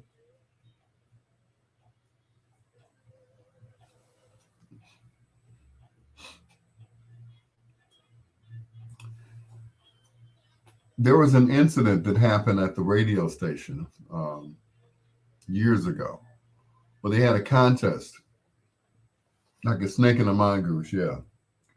The contest was um, that they had to play 13 songs in a row. If they didn't play 13 songs in a row, you would get $1,390 or something like that. $139. I don't know what it was. It was something. So we had this automated, yeah, Herb had a jealous streak. They had this automated system. So we had what they call card machines. Uh, to the average person, they look like 8 tracks. Well, yeah, Herb was jealous like that. Yeah. So they had these 6 machines, and they would fire up automatically. They were, programmed to fire up 1, 2, 3, 4, 5, 6, 1, 2.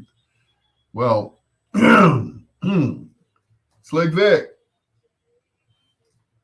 So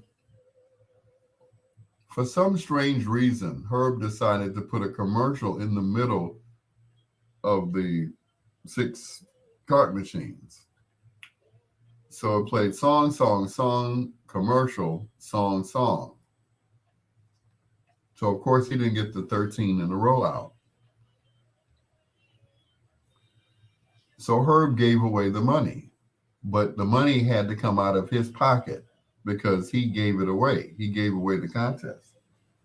And he swore up and down, no, I didn't do that.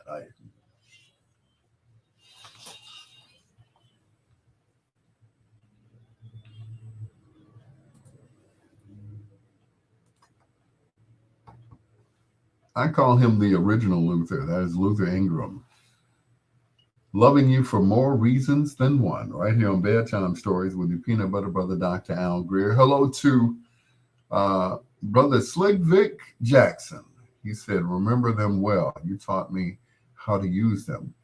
And we're talking about cart machines. The cart machines to the average person look like 8 tracks. That's what they look like.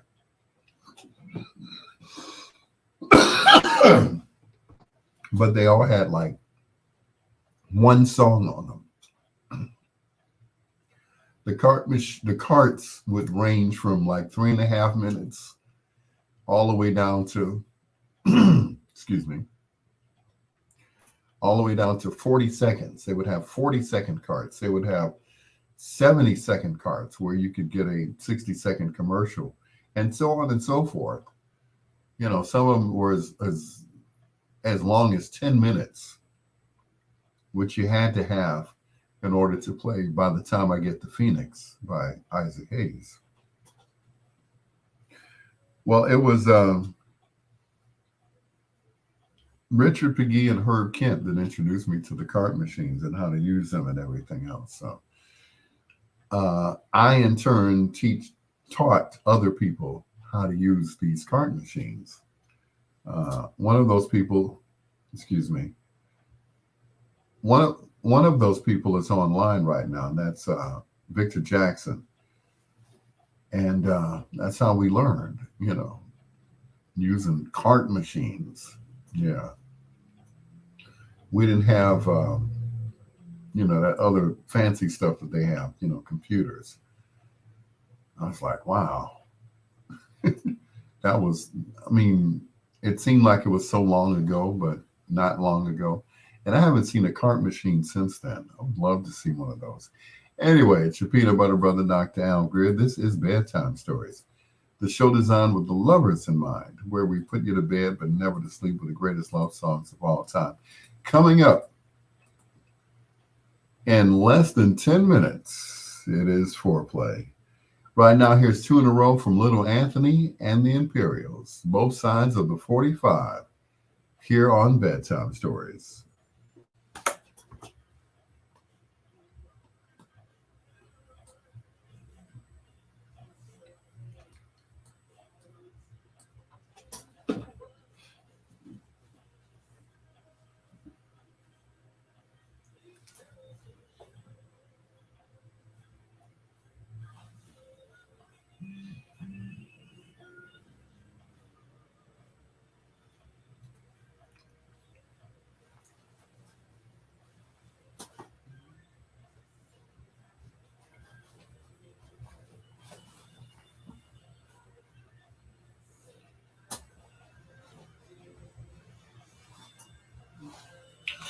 Yep. Richard was the best at doing that.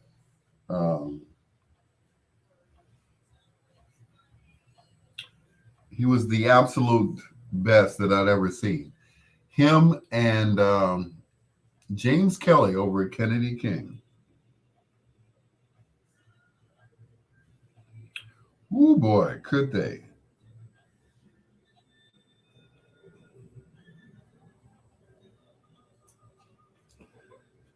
They could splice like nobody's business.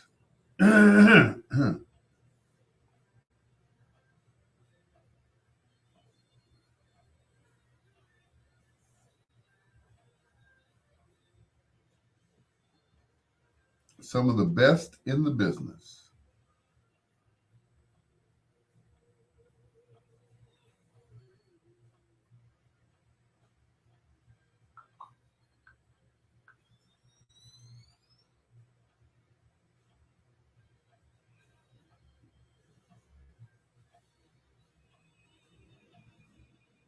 So hard for me.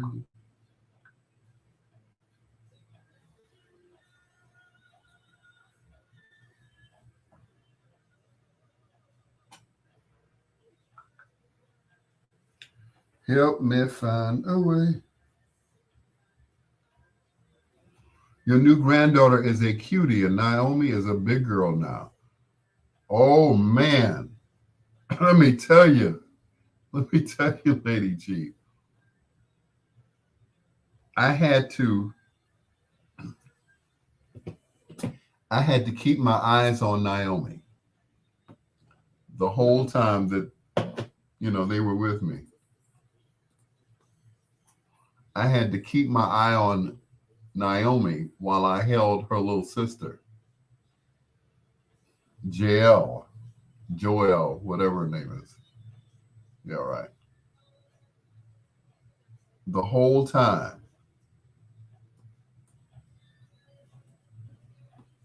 Good old Columbia, I know, right? I kept my eye on Naomi the whole time because I didn't want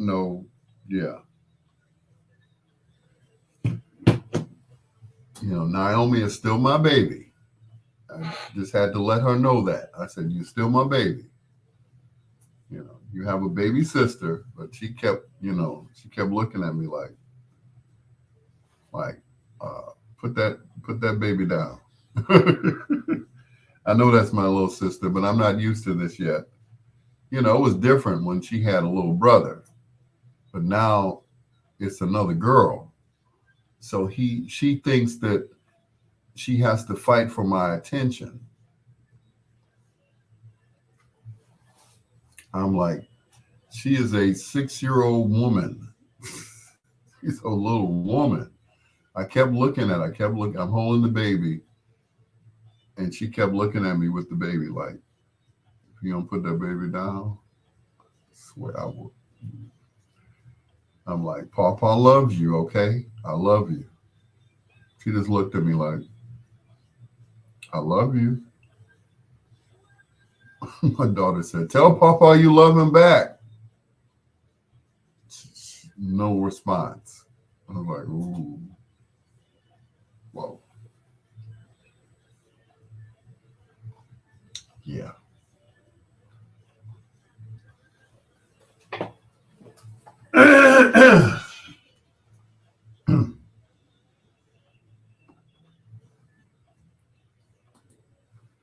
Both sides of the Liberty 45. Is it Liberty? Yeah, Liberty was the parent company. Little Anthony and the Little Anthony and the Imperials, and If I Love You, and the B side or the A side, I should say, was Help Me Find a Way to Say I Love You. It's your peanut butter brother, Dr. Al Greer. This is Bedtime Stories, the show designed with the lovers in mind, where we put you to bed, but never to sleep with the greatest love songs of all time. But before we go any further, it is almost time for foreplay. And I was talking earlier about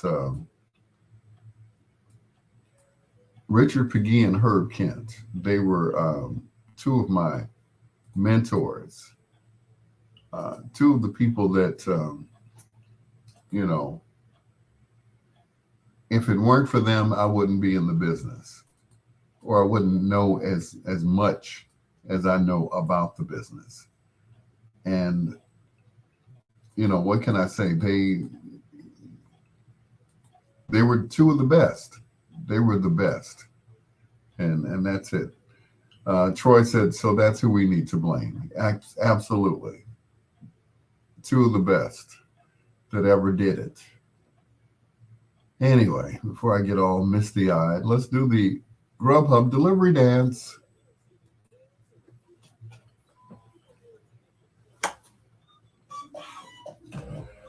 United Artists was the parent company of Liberty. It was Liberty, United Artists, and another company. Yeah.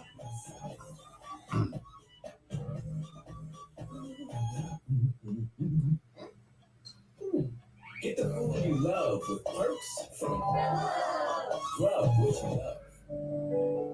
Grubhub, a proud sponsor of Bedtime Stories here on WOSD Radio DB Chicago, WDLB Indianapolis and Chicago. And of course, WRLNradio.com, which is owned by Ray Neal, my nephew. Donald Rudd said, Herb ate my duck.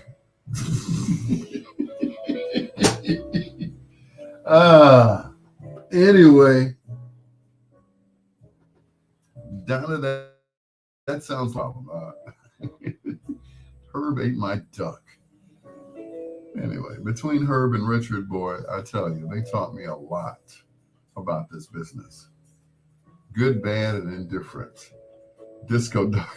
Anyway, hello to John Caldwell, whom I haven't seen in a whole 48 hours. Good to see you, brother. Again, I didn't know John could play that well. You know, you remembered everything I showed you. But anyway, it's time for foreplay. This group was the first group to be signed to Flight Time Records, which was owned by Jimmy Jam and Terry Lewis. They did great stage shows together. Yeah, great stage shows. Absolutely. They were They sounded just like the record whenever they performed in concert. Stokely, I didn't know he was that good on the drums. Stokely, of course, is the lead singer and the drummer on that in that wonderful group. And then they broke up. Yeah, one of them was married to Tony Braxton, I believe. Was it Tony Braxton? Or, anyway, tonight in Foreplay, we feature the music of Mint Condition on Bedtime Stories with your peanut butter brother, Dr. Al Greer. Here's What Kind of Man Would I Be?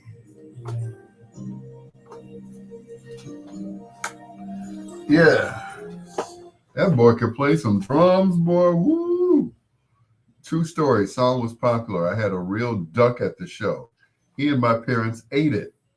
I had Chinese. So that's a true story about the duck, huh?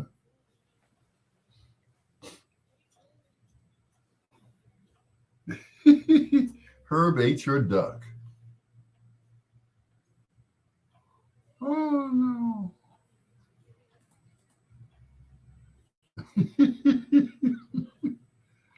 Oh. That's a good story there, Donna.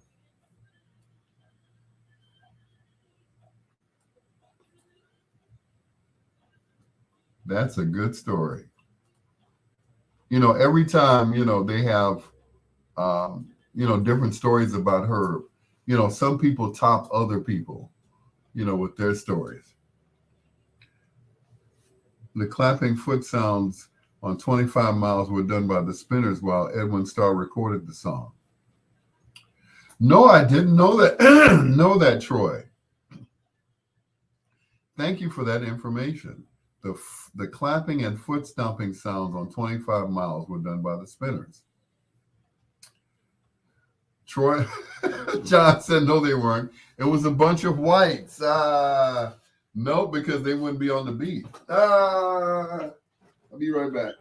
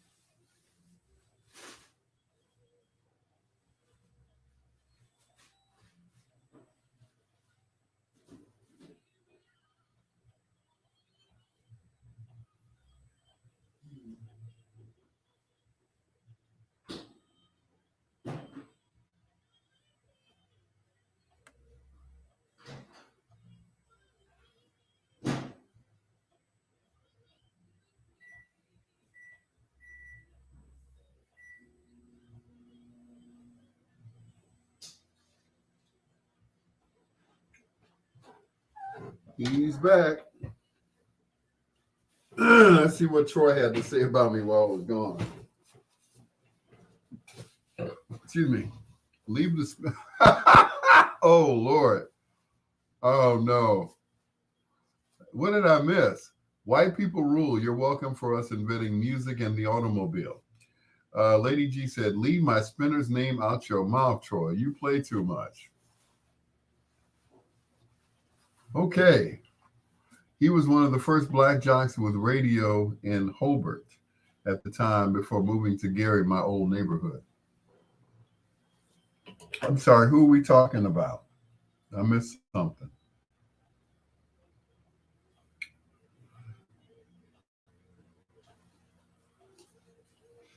Y'all crazy.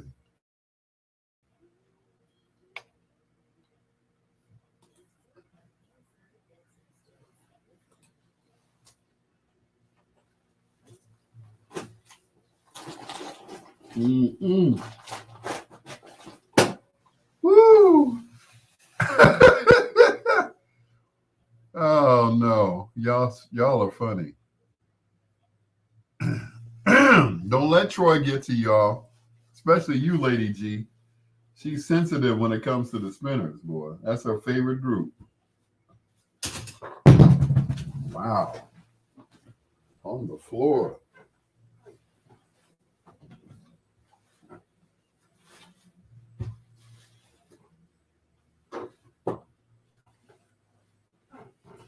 Yep, she's real sensitive when it comes to the spinners, Troy. Like, dang. Woo. We're just having a little fun, Lady G. Yep. The spinners, don't talk about the spinners. I'm like, oh God, no.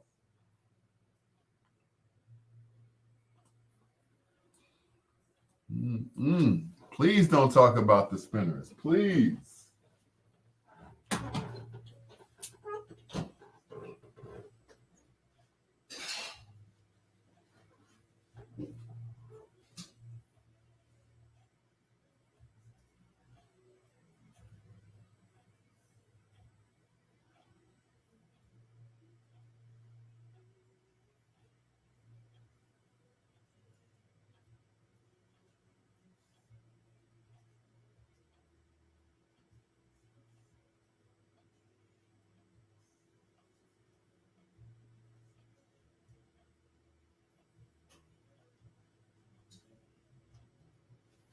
What could I be? I'm missing something. Oh, here they go. Okay. Plastic forks and spoons. Because I'm too lazy to do dishes. Don't hate me.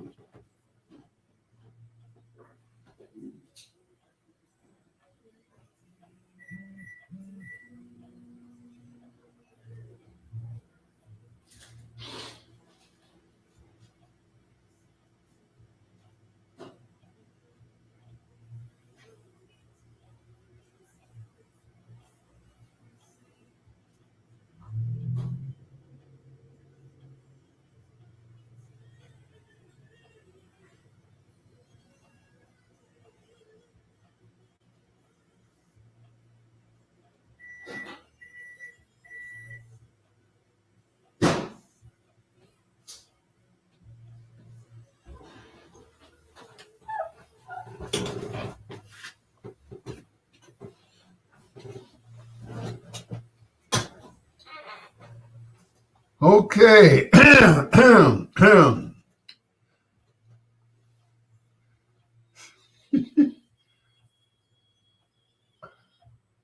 Woo! And this corner, weighing 120 pounds, soaking wet.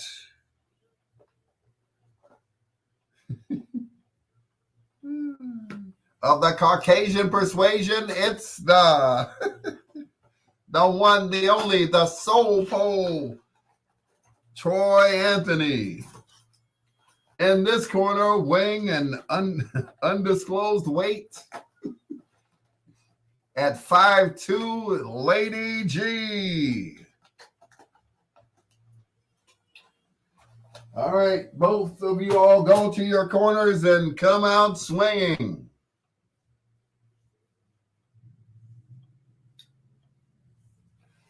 She said that he said the spinners did the hand claps and the stumps on 25 Miles by Edwin Starr.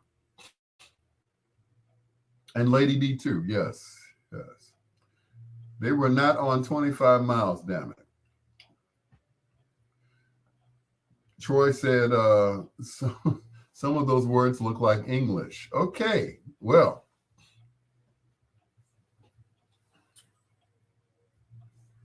Y'all go right ahead and have it out. But, excuse me. There were certain songs that the spinners would perform on and not sing on. they were also chauffeurs and or valets for some of the other Motown artists because they did not have hit records. So they were the valets and or babysitters for uh, groups such as the Jackson Five and others before leaving and going to Atlantic Records. That is a true story. Now, whether they hand clapped and stomped on 25 miles, Troy might be right. Um, so I will look it up. I will either confirm it or deny it. So,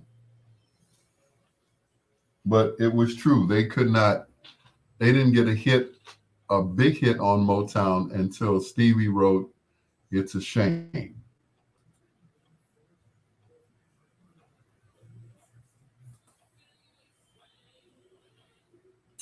So, part of that may be true. I'm sorry, Lady G. You're welcome for me teaching you about musical history of urban music.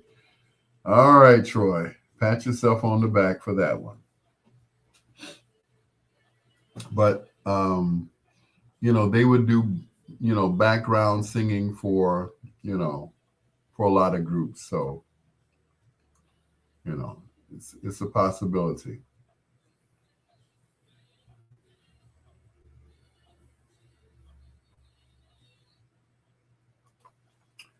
Let's see, 25 miles. Edwin Starr.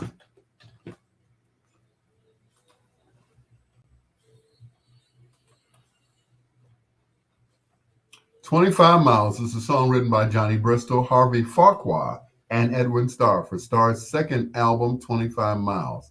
The song was considered significantly similar to 35 Miles Out of Waycross by Hoagie Lands, as recorded as Mojo Mama by both Wilson Pickett and Don Varner. Anyway, it was Starr's first success following his move from Rick Tick Records to Motown. Motown bought out Rick Tick and all of his artists. Yeah, okay. Let's see. Michael Jackson did a version as well. Yeah.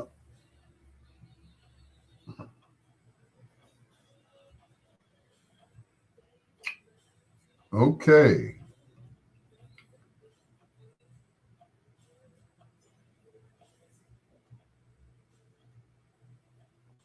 Yep. It mentions the Funk Brothers,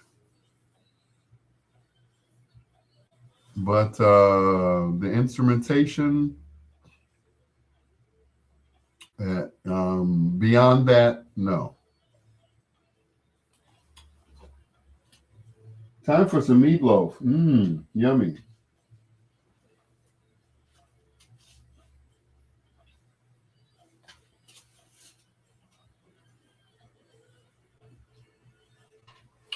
Hey Al, where'd you get the meatloaf from? The Funk Brothers, who had white members. Well, Troy's right.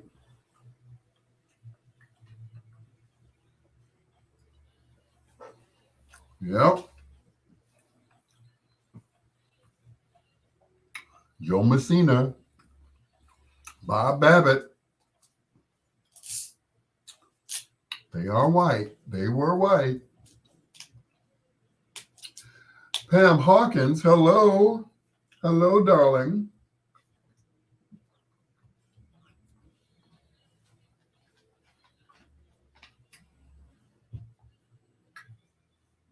Mm.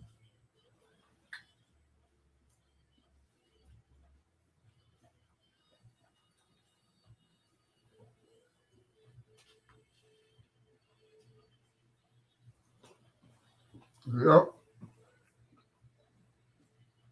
Yep. The Funk Brothers were a combination of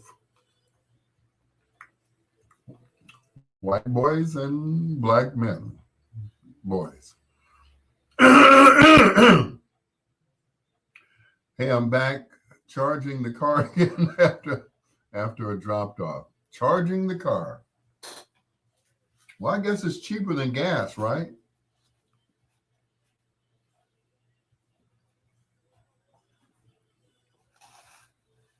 It's the lesser of the two evils, I guess.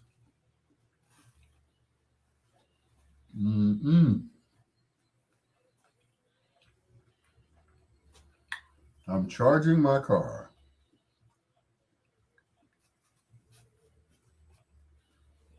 Who would have thought? Who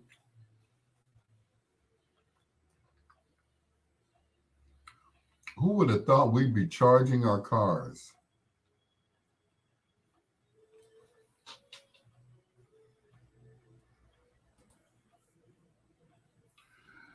It's the Sister Teresa. Bro, you need a cough drop or something. Robitussin.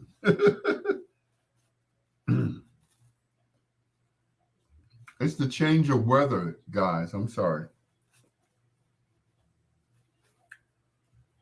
You know, I keep trying to clear my throat up, but you know. Yep, it's cheaper. I always have to check the percentage of the battery. Kind of like your phone, right? Mm-mm.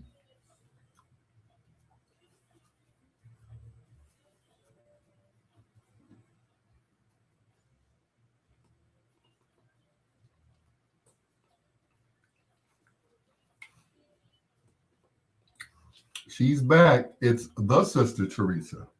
Welcome back.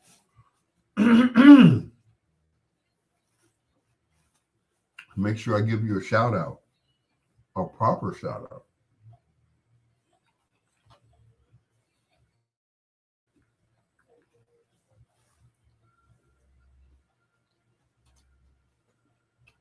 I got some halls if you need some. Okay, cool.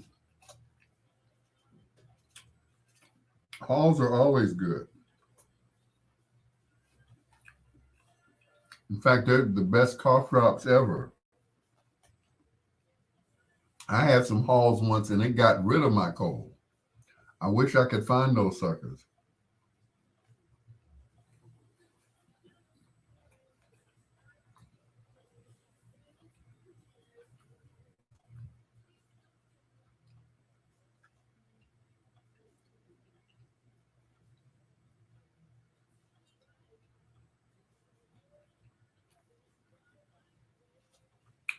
Blessings to you too, the Sister Teresa.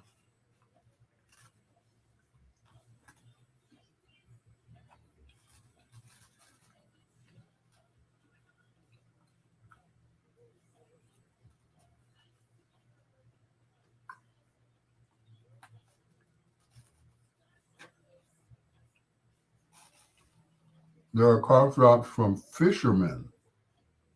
They taste disgusting, but they work. I've heard of those. Fishermen. But certain places don't carry them, I don't think.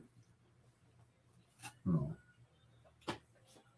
Speaking of which, what happened to all the CVS drugstores? Oh, that's weird. It's like most of them closed down in the inner city.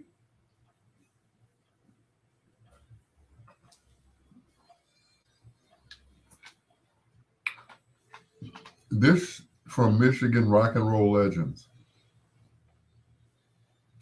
Motown executive Barney Ailes brought Starr into the studio to record the track with producers Johnny Bristol and Harvey Farquhar.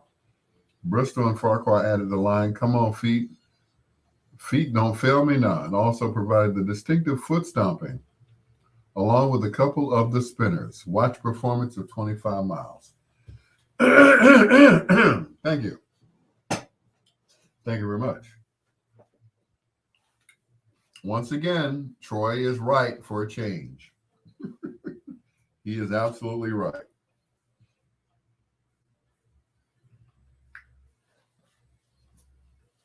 So don't hate Lady G. You know, the Spinners had minor hits on Motown, but they didn't hit their stride until 1972 when they signed with Atlantic Records. Motown tried to capitalize on that newfound fame by releasing an album of non-released songs by the Spinners, along with some cuts that were almost hits. Dang, Lady G.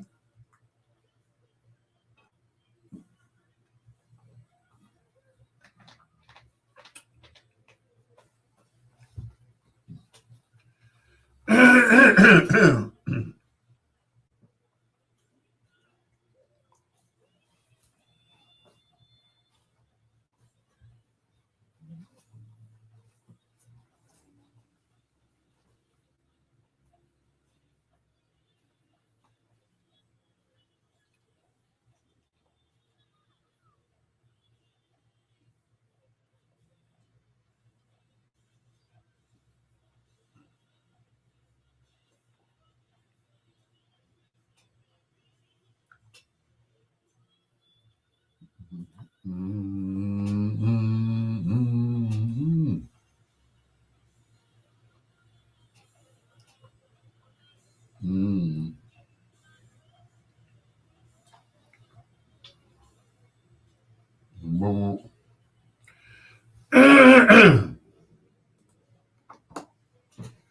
Wrapping up foreplay, mint condition, pretty brown eyes for Miss Delicious, right here on Bedtime Stories. The show designed with the lovers in mind, where we put you to bed but never to sleep. With the greatest love songs of all time. Right here on these fine radio stations. Thank you so much for listening. Hello to the Sister Teresa. She was mentioning something about some fisherman cough drops because I seem to have a little, not much of a cough, but a little, discomfort in my throat, if you know what I mean. No jokes, please, because I know the jokes will just fly after I say that, but that's okay. Anyway, Troy Anthony made a great point about Edwin Starr, who was born Charles Edwin Hatcher. Edwin Starr did a song called 25 Miles, which he co-wrote with Harvey Farquhar and Johnny Bristol of,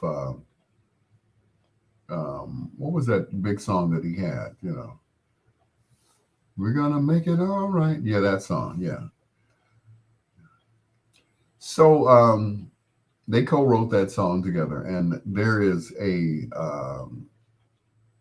story, I guess, saying that some of the Spinners did the hand clapping and foot stomping on the songs, and it's not that far-fetched because behind all the great groups, they also had background singers. And if you know your history of Motown, if you listen to all of the Four Tops songs, you'll hear these high-pitched voices, and then you'll hear the lower-pitched voices. The lower-pitched voices are those, of course, of the Four Tops, the other three guys that don't sing lead.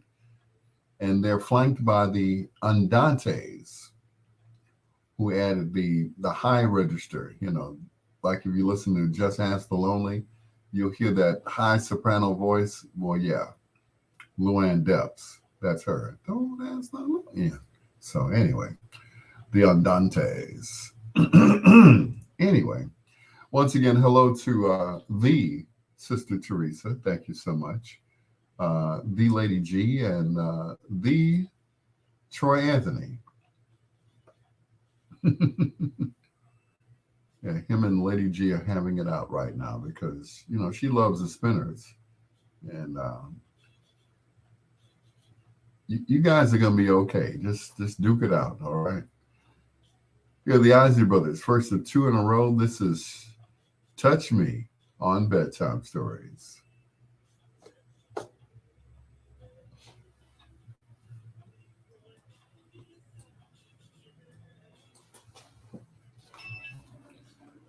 Touch Me, honey. The album was called Second Time Around. It's a Shame was on there. The other song was We Will Have It Made, which didn't do well on the charts. No, it didn't.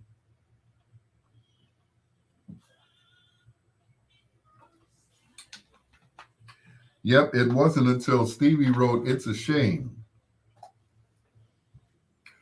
and sang it to G.C. Cameron. And G.C. put his own twist on it. Slick Vic, don't go nowhere. Stay right there.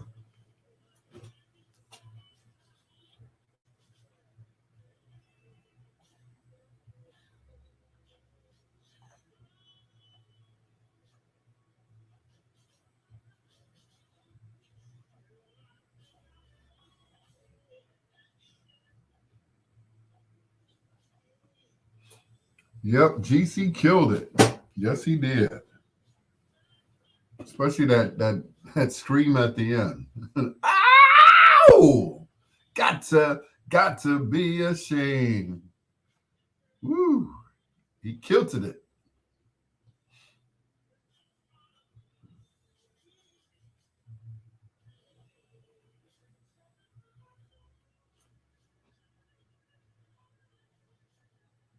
Do. Do.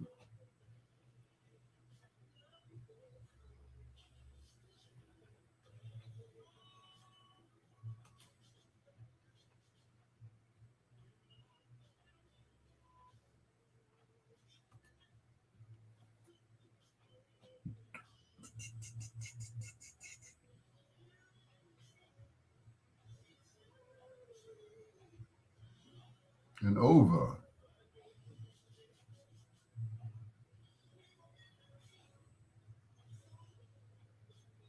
I remember sneaking out of my house to buy that 45. Wow.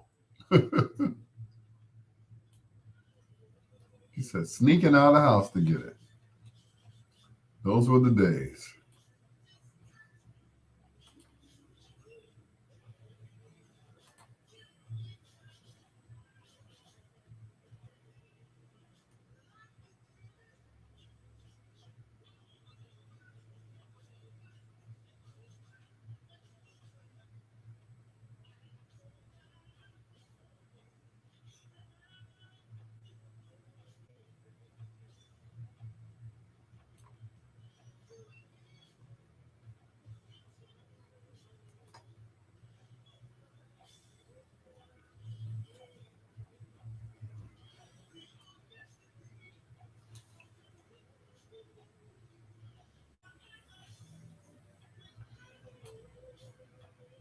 Of course, my mom whooped my butt and broke my record. Oh no.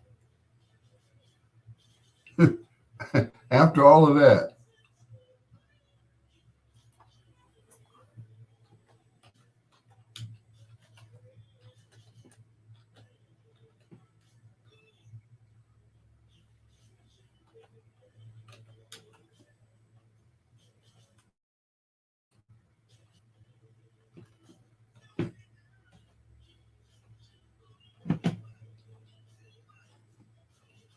And over.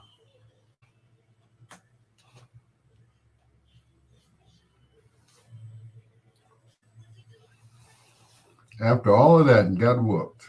Boy, I tell you.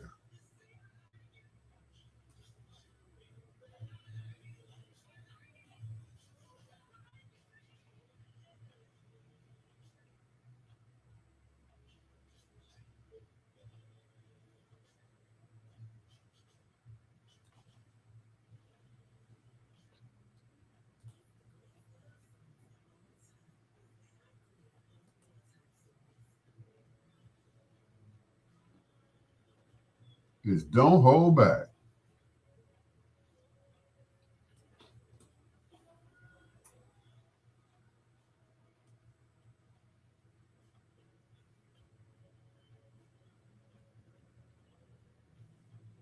all I ask.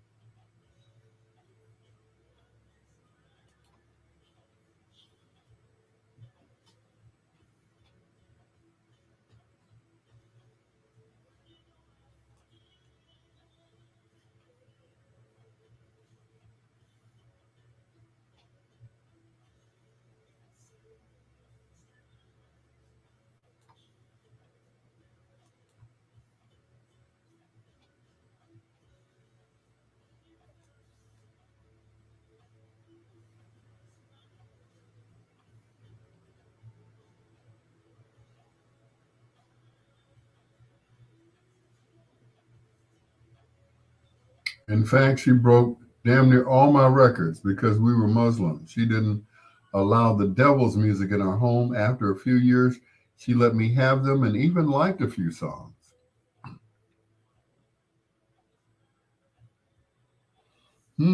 Interesting.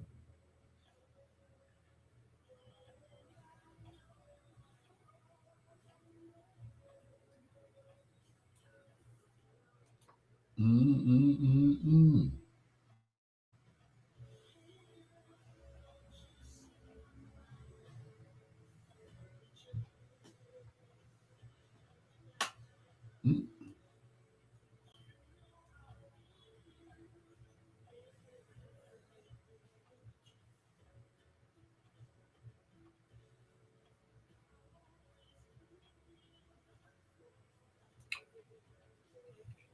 And I'm not saying this because some of you all are sitting here, but our music was way better than some of that stuff that they have out today. Don't you agree? I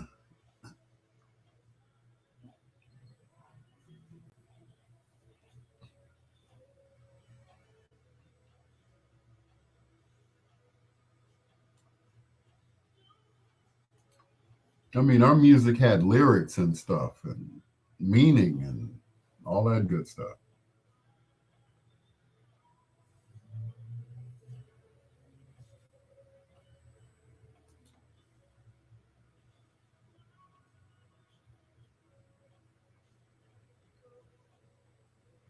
I mean, when you heard songs and they had only, they had 2 minutes to say what they, 2.5 minutes to say what they had to say.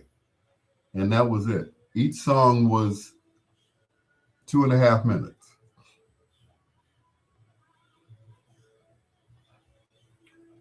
So he had to say whatever, or they had to say whatever they had to say in 2.5 minutes.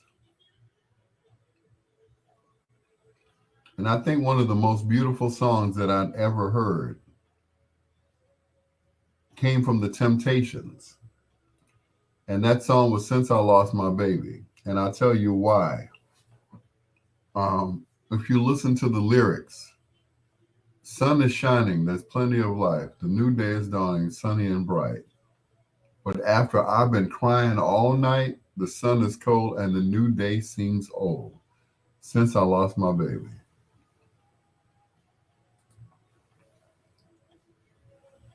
I mean, it doesn't get any better than that. From the pen of Smokey Robinson. It doesn't get no better than that. It don't get no better. And, once again, they had 2.5 minutes to say what they had to say. They had to paint a picture in 2 minutes, 3 minutes at the most. Because back then, most of the 45s were 2.5 minutes. So they had to say what they had to say and, get their point across. Just my imagination. Yep. Each day through my window, I watch her as she passes by.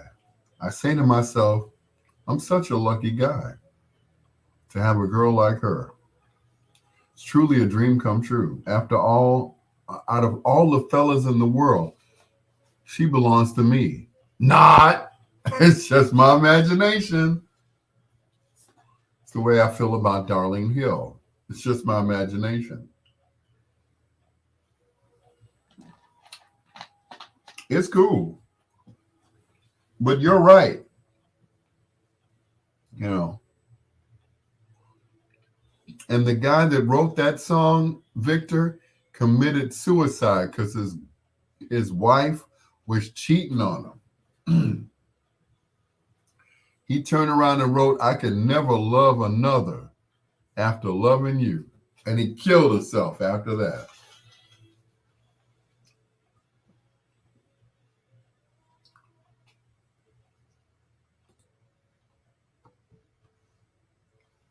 You know, I said this off the air, and I'll say it on the air.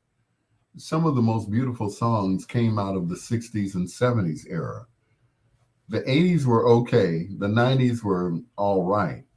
But after that, it seemed like, all these songs were just, yeah, they had no meaning. Songs like Since I Lost the Temptations, written by Smokey.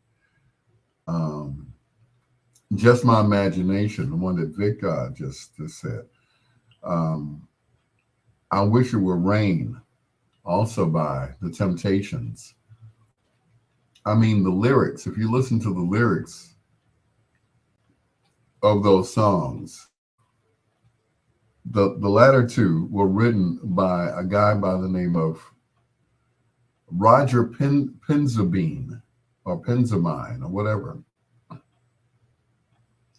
He wrote the songs "I Can Never Love Another After Loving You." He wrote "I Wish It Would Rain," and he wrote it from a place where it was from a dark place. The man wrote from his heart and ended up committing suicide because his wife was cheating on him. So he wrote those songs out of pain. They went on to become big hits for the Temptations, but they were written out of his pain, I tell you. Anyway, we'll play those later on. It's Peanut Butter Brother Dr. Al Greer. These guys continue to perform in concerts, and what a concert it is. Here's Walter and Scotty from the album My Brother's Keeper. This is I Want to Know Your Name on Bedtime Stories.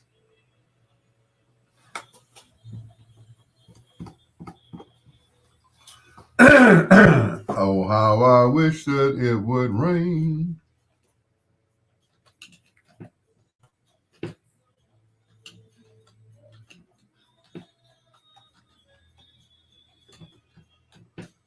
Oh, how I wish that it would rain.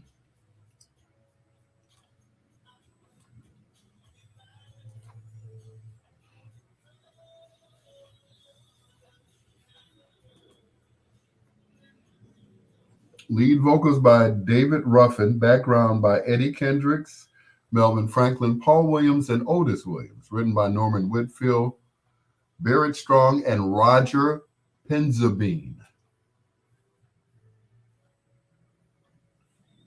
Yes.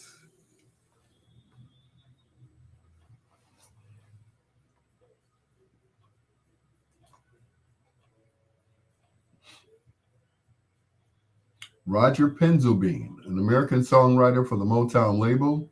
Among his most notable compositions as a lyricist, Take Me in Your Arms and Love Me by Gladys Knight and the Pips, End of the Road, also by Gladys Knight and the Pips, and a trilogy of hits, You're My Everything, I Wish It Would Rain, I Can Never Love Another After Loving You. On New Year's Eve, 1967, Roger Penzabene, after the release of I Wish It Would Rain, committed suicide by gunshot at age 22. The inspiration for these songs was his unhappy personal life. Penzulbine was of Sicilian and Irish descent. He attended Mumford High School in Detroit. He was a childhood friend and neighbor of Cornelius Grant, of course, um, great guitar player, whom he wrote You Are My Everything. After Grant became musical director for The Temptations, Penzulbine continued to contribute songs for the group as well. The mournful songs I Wish It Would Rain, I Can Never Love Another reportedly drew from Penzulbine's real-life pain and suffering. Otis Williams wrote that we liked Roger a lot. He was young, nice-looking, but quiet and reserved, and very humble. The inspiration of these great songs was his unhappy personal life. He was 22 years old. What becomes of the brokenhearted? That, I think, if I'm not mistaken, Johnny Bristol.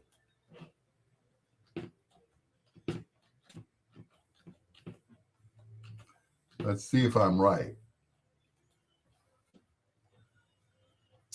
That song was written by, I was wrong.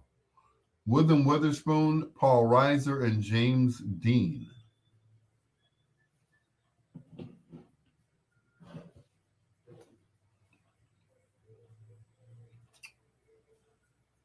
Composers Witherspoon and Reiser and lyricist Dean had originally written that song with intentions of having the Spinners to record it.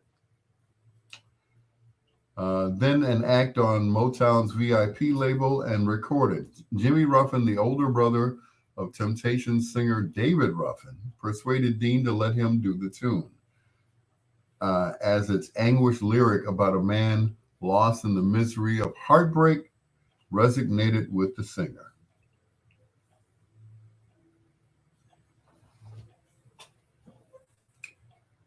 The song originally featured a spoken intro by Ruffin, similar to the style of many of Lou Rawls's performances at the time. The spoken verse was removed from the final mix, hence the unusually long instrumentation into the released version.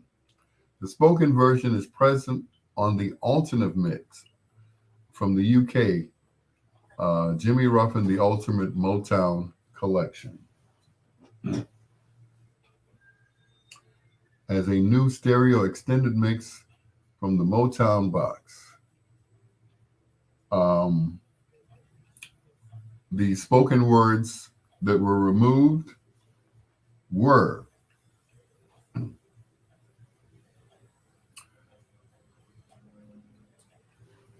in a world with love is a wonderful sight. Being in love is one's heart's delight. But that look of love isn't on my face. That enchanted feeling is. And then he goes into, as I walk this land of broken dreams, I have visions of many things. Happiness is just an illusion, filled with sadness and confusion. What becomes?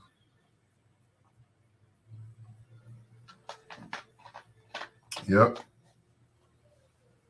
Recorded in Hitsville, USA. Studio A, 3 minutes long.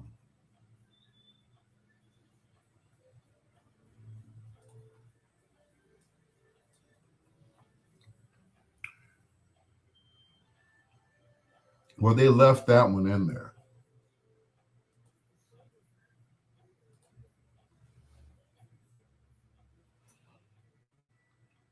Yep.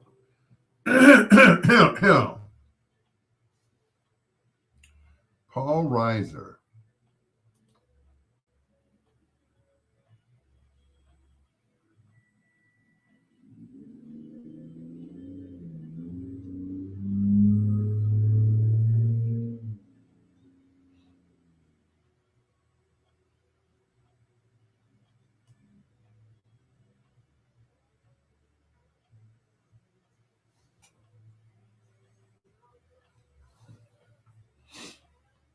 Mm-mm.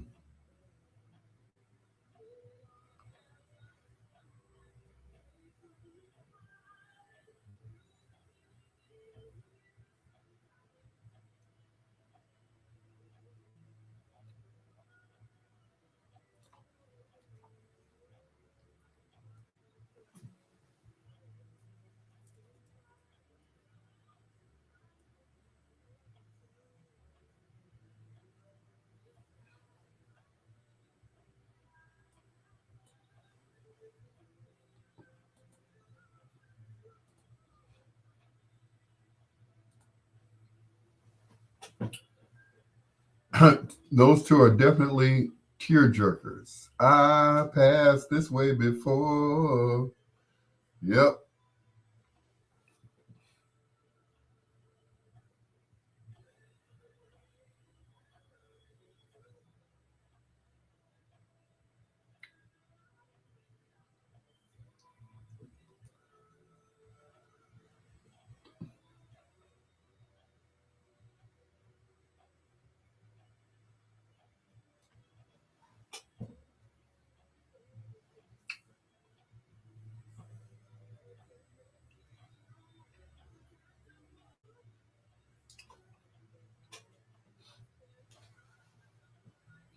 Yep. Definitely tear jerkers.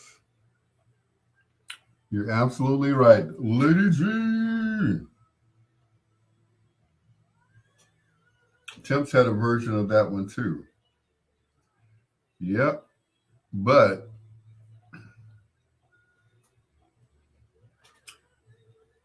I think that, and that was a common practice that they would take a song and record it three times on different artists, each time using either the same track or different arrangements on each song until somebody got a hit.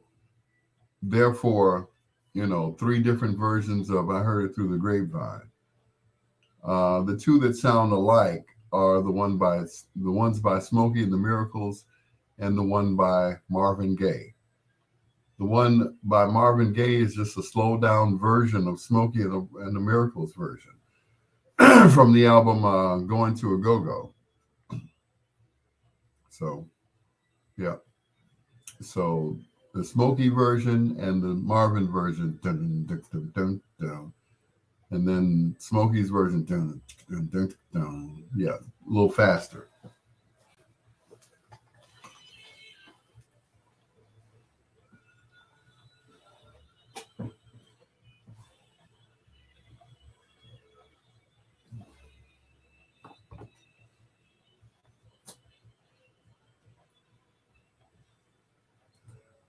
That is such a beautiful song. My nephew used to always close his show with that song, "Just When Things Are Getting Good" by Tata Vega. Tata couldn't buy a hit; she just couldn't get a hit. She was one of the featured singers on the soundtrack of The Color Purple. Um, the scene where Suge Avery walks into the church and she's singing "Sweet Lord, Speak to Me." That's not her singing. That's Tata Vega wailing that song. I mean, woo, Tata got down on that one. Yeah. Your peanut butter brother, Dr. Al Greer. Here's a bit of Motown history.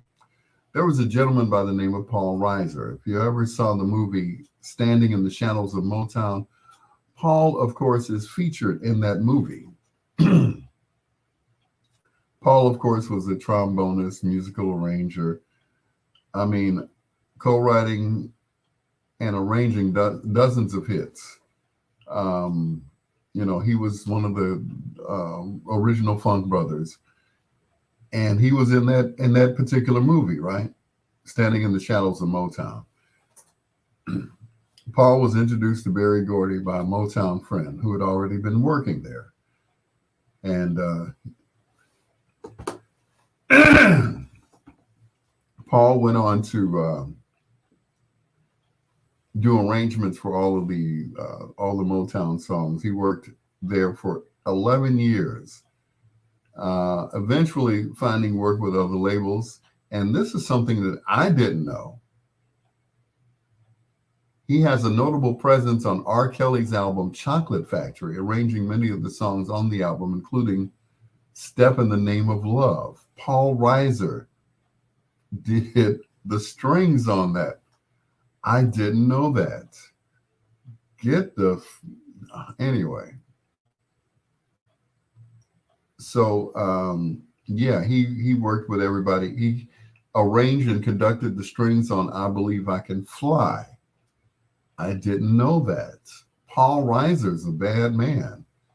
When asked, he said, what was his favorite musical arrangement that he did? He replied, it was Diana Ross's cover version of Ain't No Mountain High Enough, which he arranged back in 1970 for her debut album as a solo artist.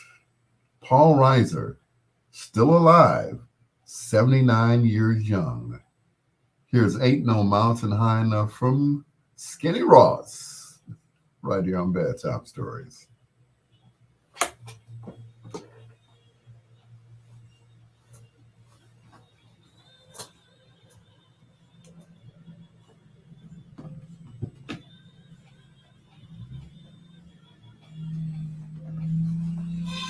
All right, Donna Jean.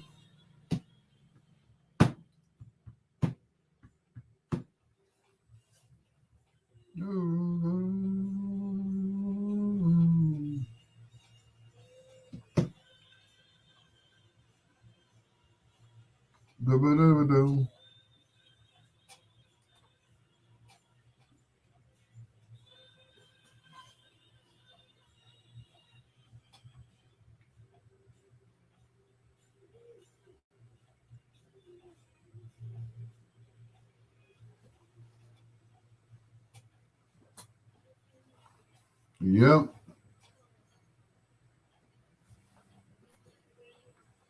Mm.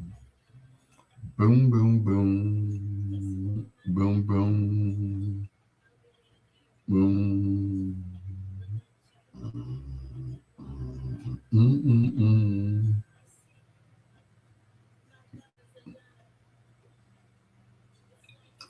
Earl Jones. Boom, boom, boom.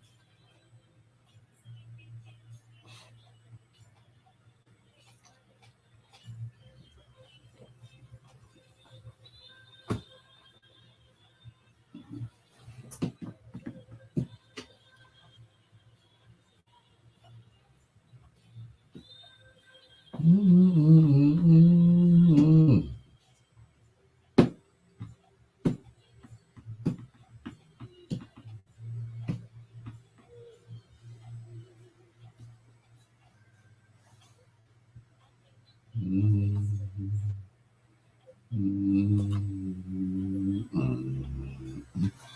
Boom, boom, boom, boom.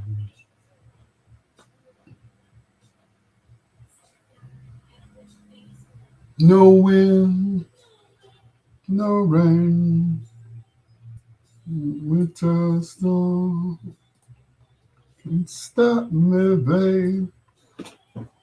Yep, 79 years young. He's still here.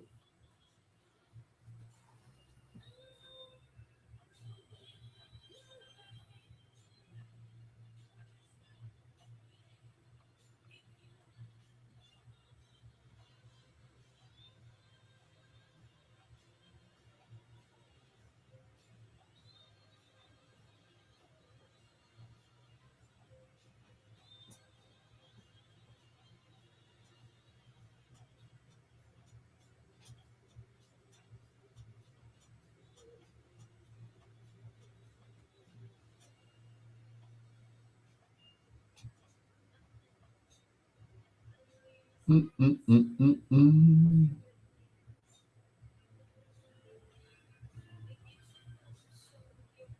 Mm-mm. Mm-mm. Mm-mm. Mm-mm-mm-mm.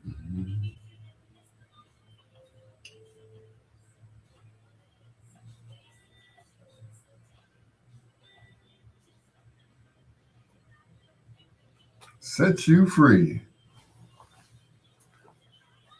Mm-mm.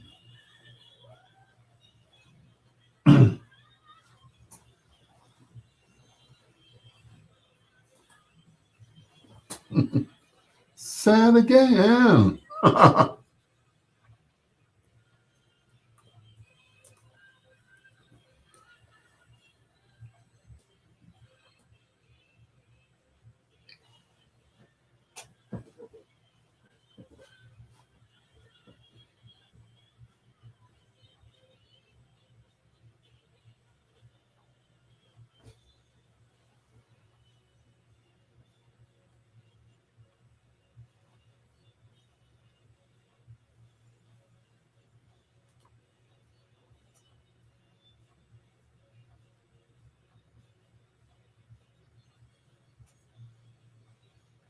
Yay.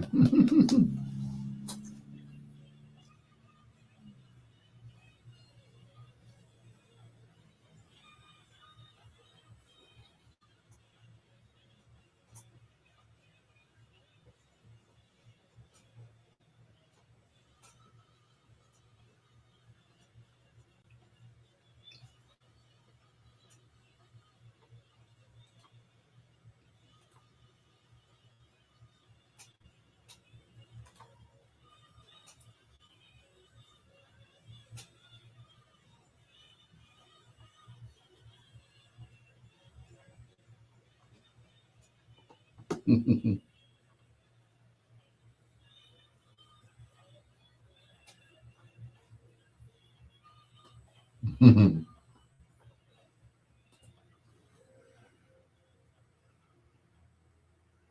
song was originally written in 1966 for Marvin Gaye and Tammy Terrell. It became a hit again in 1970 when Diana Ross recorded it for her first solo album.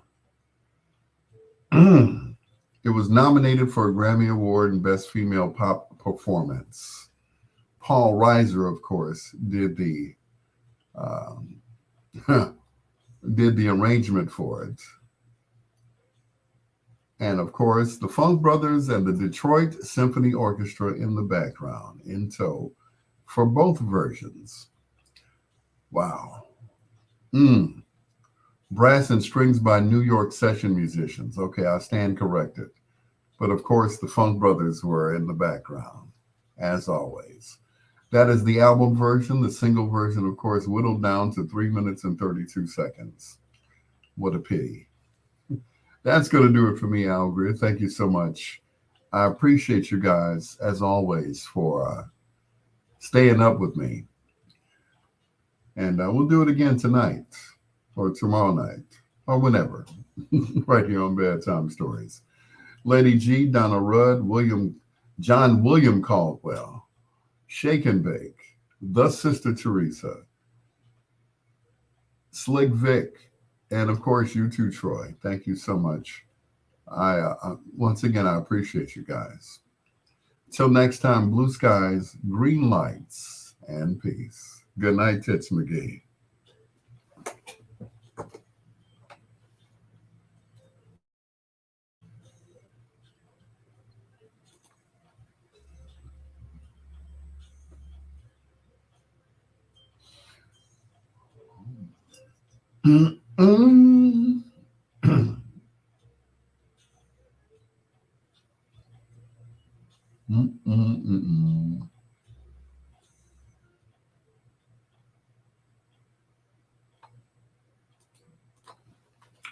Thank you guys once again for staying up with me. I appreciate you all.